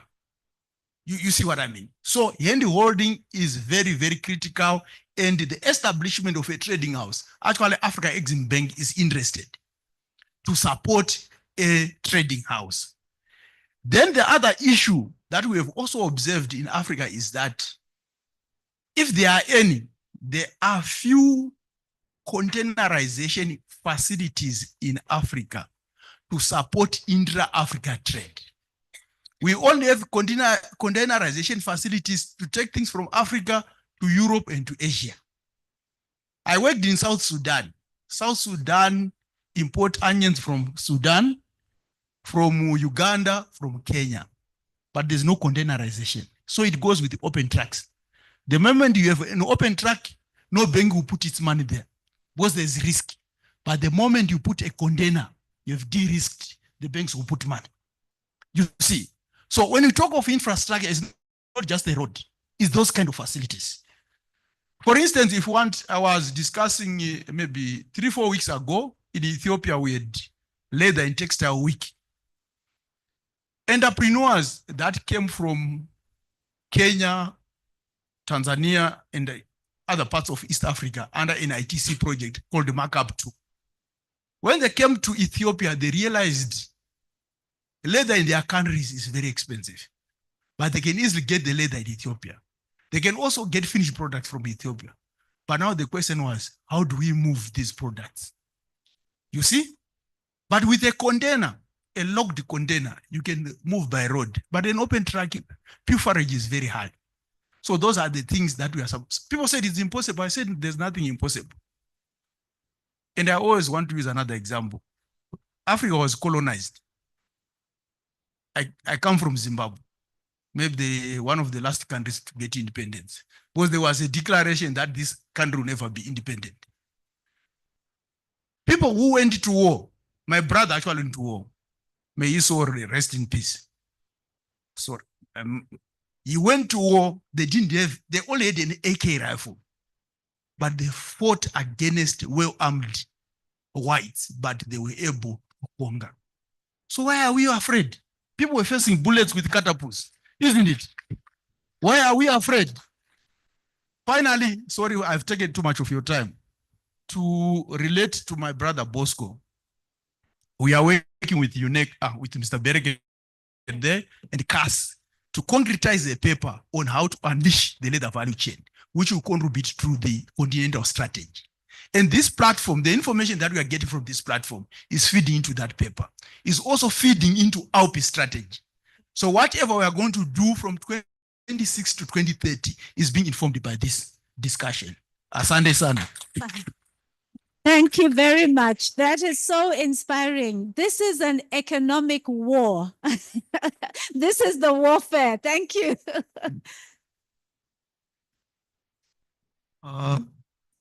Good afternoon. Ma'am, I spent 1 year in Eswatini under USAID. I did benchmarking of all 15 top exporters. So I was privileged. I'm from South Africa. I think the way I look at Africa Continental Free Trade Area, this cannot be just on a protocol and governance, and this will retard the activity itself. So what is missing in this discussion is, I mean, even the topic of today is more in terms of your multi-country retailers. Are they engaged? They're not yet. The real world. Now, without in agenda setting, if you don't have real work involved in it, we'll only talk like government officials. So we'll come with protocols and it will never lead to actual trade integration. So my observations are slightly different. Why can't we talk of affirmative retailer in Africa and a major distributor, at least where there is a better market regulation? We cannot start in every country, but at least to put a maybe proper prototype on it and practice of it. So that is missing. Number one, obviously, this will need huge work on regional value chain development. That's what probably Mr. Nicholas, is putting his efforts on it. There is also requirement that there is a model in South Africa developed by University of Northwest University by Professor Wilma Webier in partnership with Antwerp University, Professor Ludo Kuwers. It's called as decision support model. So decision support models gives you an idea of product country combination. It tells you what are the revealed realistic export opportunity within what competitive edge you have. You can't do everything. You need to have regional competitive advantage, comparative advantage, like Ethiopia is in certain areas, but everybody can't do everything. So that need to be looked at what are the realistic opportunities so that we can approach. Number three, I think the madam has spoken about the power of branding and marketing, but who is promoting it? Do you hear it on radio that now, because it's a population which will procure. Distributor will e-tail, retail, whatever it is. But the general population do not know about the focus. So they can be aspiring and committing to that. I have a problem with the rules of origin. I'm a textile technocrat. I grew in this industry 26 years. Only last 13 years I'm with DTIC. But having come from the industry, rules of origin, they just now brought it in between. That will collapse everything. While there should be, I don't know who is championing and what their capabilities are. And then you need to also have an aspiration for it. So basically, that cannot be broadly in terms of steps of conversion, 3-step, 2 steps, or what steps in it? We're not taking steps here. We need to go in. So probably a proper value aggregation formula will be essential, and that needs a lot of technical expertise, or possibly your value accumulation idea, how you can accumulate value in a product within Africa coming from each other. And there could be other advantages, even if you import, but you have more social welfare costs coming out of it, and that can promote you that, yes, my import is only 20% as compared to what value. So there should be some value percentile formula, not general steps of conversion. I think we are adopting to that AGOA protocol, which I'm hurt with. You know, even in South Africa, we can't export because three-step conversion, but we have other challenges, 36% unemployment and other issues. My last few things is, unless we don't come up with a proper protocol on the passport of goods that can freely move in, and that will need some, program-based approach. What about bigger companies like Alico? Why can't we treat them as authorized economic operator so that they're treated in a different respect, that wherever they send, they will adhere to the country of origin requirement, minimum defined. And also in South Africa, we have something called as SABS mark. So SABS mark can be extended to any country, any company we can go. And if it is approved by SABS, the product get the mark. So that itself is a validation. And my last is, we are now putting a leather footwear export cluster. The council do promotion, but the real penetration will. So I think we'll have to put a lot of cluster. Probably we can invite other countries into it. Why can't we make use of blockchain technology in defining, the mutual cross validation of what we are exporting? So I think there are many things that probably in terms of practices, I don't see that is happening. There has to be government practices, intra-governmental practices led, they're adopted by everybody. But I'm not sure that today's topic is in the retail segment, what discussion we have taken, and that visibility is not clear. For an example, in today's discussion, we could have put a focus of which country has deposited what instrument in terms of your relevant to our topic, your HS code 41, 42 particularly, your chapter 64 for footwear, whatever common position is as whole Africa and where the problem is. Of course, I'm going to thank you very much. Yeah, just wrap up, please. Yeah, the last. Without scare everybody using that 3% restriction to protect themselves. I think somewhere we need to come out of it with common discussion, social dialogue. Thank you, ma'am. Thank you very much. I love what you have said about, there's something I think I'd like to make as a recommendation from this contribution, and then I'll ask the speakers to make one quick 30-second wrap up. And that is, there is a need for this, the leather sector experts to engage with the AFCFTA process.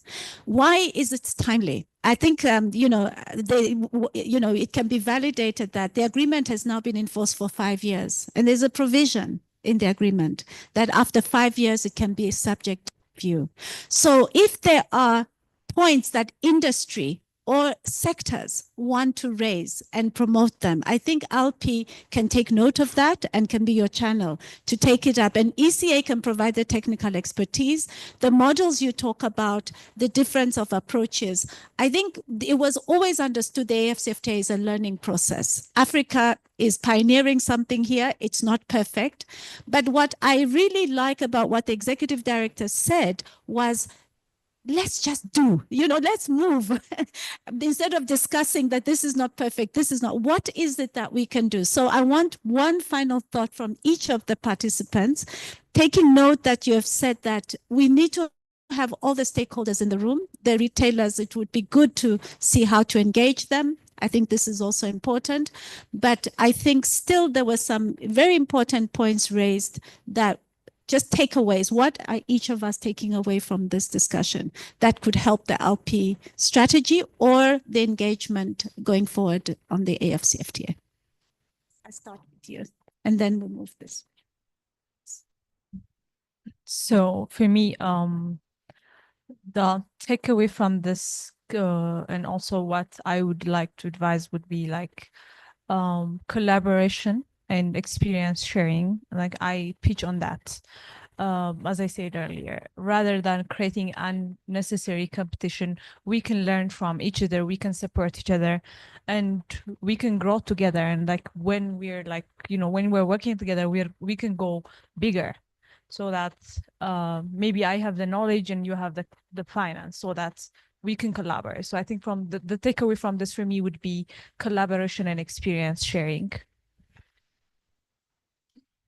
Thank you very much. Collaboration, collaboration, collaboration. You want to say something? Yeah. Just one word. Yeah, same thing. Unity is the same, needs unity. Very good. Thank you. This is very positive. Thank you. Thank you. I think for me is to have a multi-stakeholder approach on the laser industry and to link it with the AFCFTA. Because a lot of what ALPI and national governments are doing is good. So it has to be aligned with this framework called the FCFTA, which creates a continental market opportunity. Thank you. Thank you very much. I have a challenge, not a comment. A challenge for all of us is, can we, at the end of this, start putting our products out there to be known by Africans? And Sokoko is one of the opportunities, but you can use any that you want. I think visibility, promotion, the branding of what is made in Africa.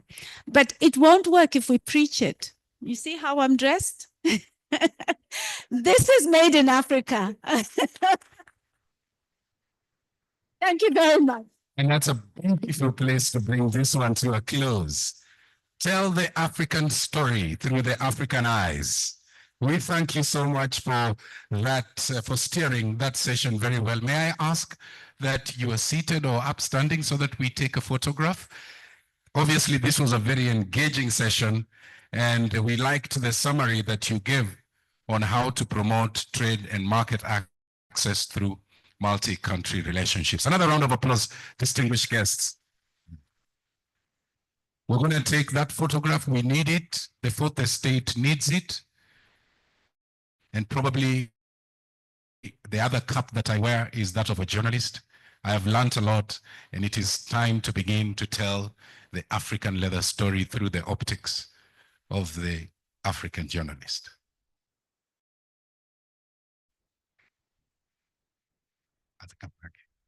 And I know that this discussion had elicited a lot of reactions, but unfortunately time. I know Dr. Mutambi, Mr. Dr. Mutambi wanted to make a comment, but may I ask, with a lot of respect, that we go for lunch, all right? I know you have a burning issue. Let's resume at 2. We will start with you on your session, Challenges Affecting African Leather, Processing and Strategic Path Forward. So I thank you for understanding the time is not on our side, that we will go for a break. A break is good. A break is the only chance to recharge so that we come back here stronger and bigger. So I want to thank you. A round of applause for all of us. Some housekeeping from my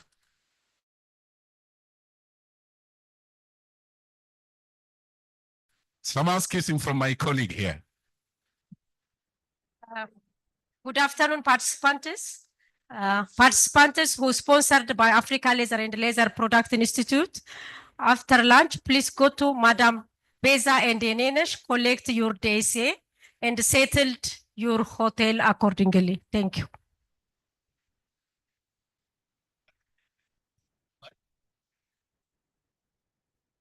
Participants sponsored by Africa and Leather Products Institute. After lunch, go and meet Madam Besa.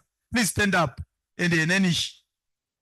Those who are sponsored by Africa Leather Products Institute, go and meet those two ladies so that you can settle your bills and so forth. Asante sana. And the others, you can come to the session.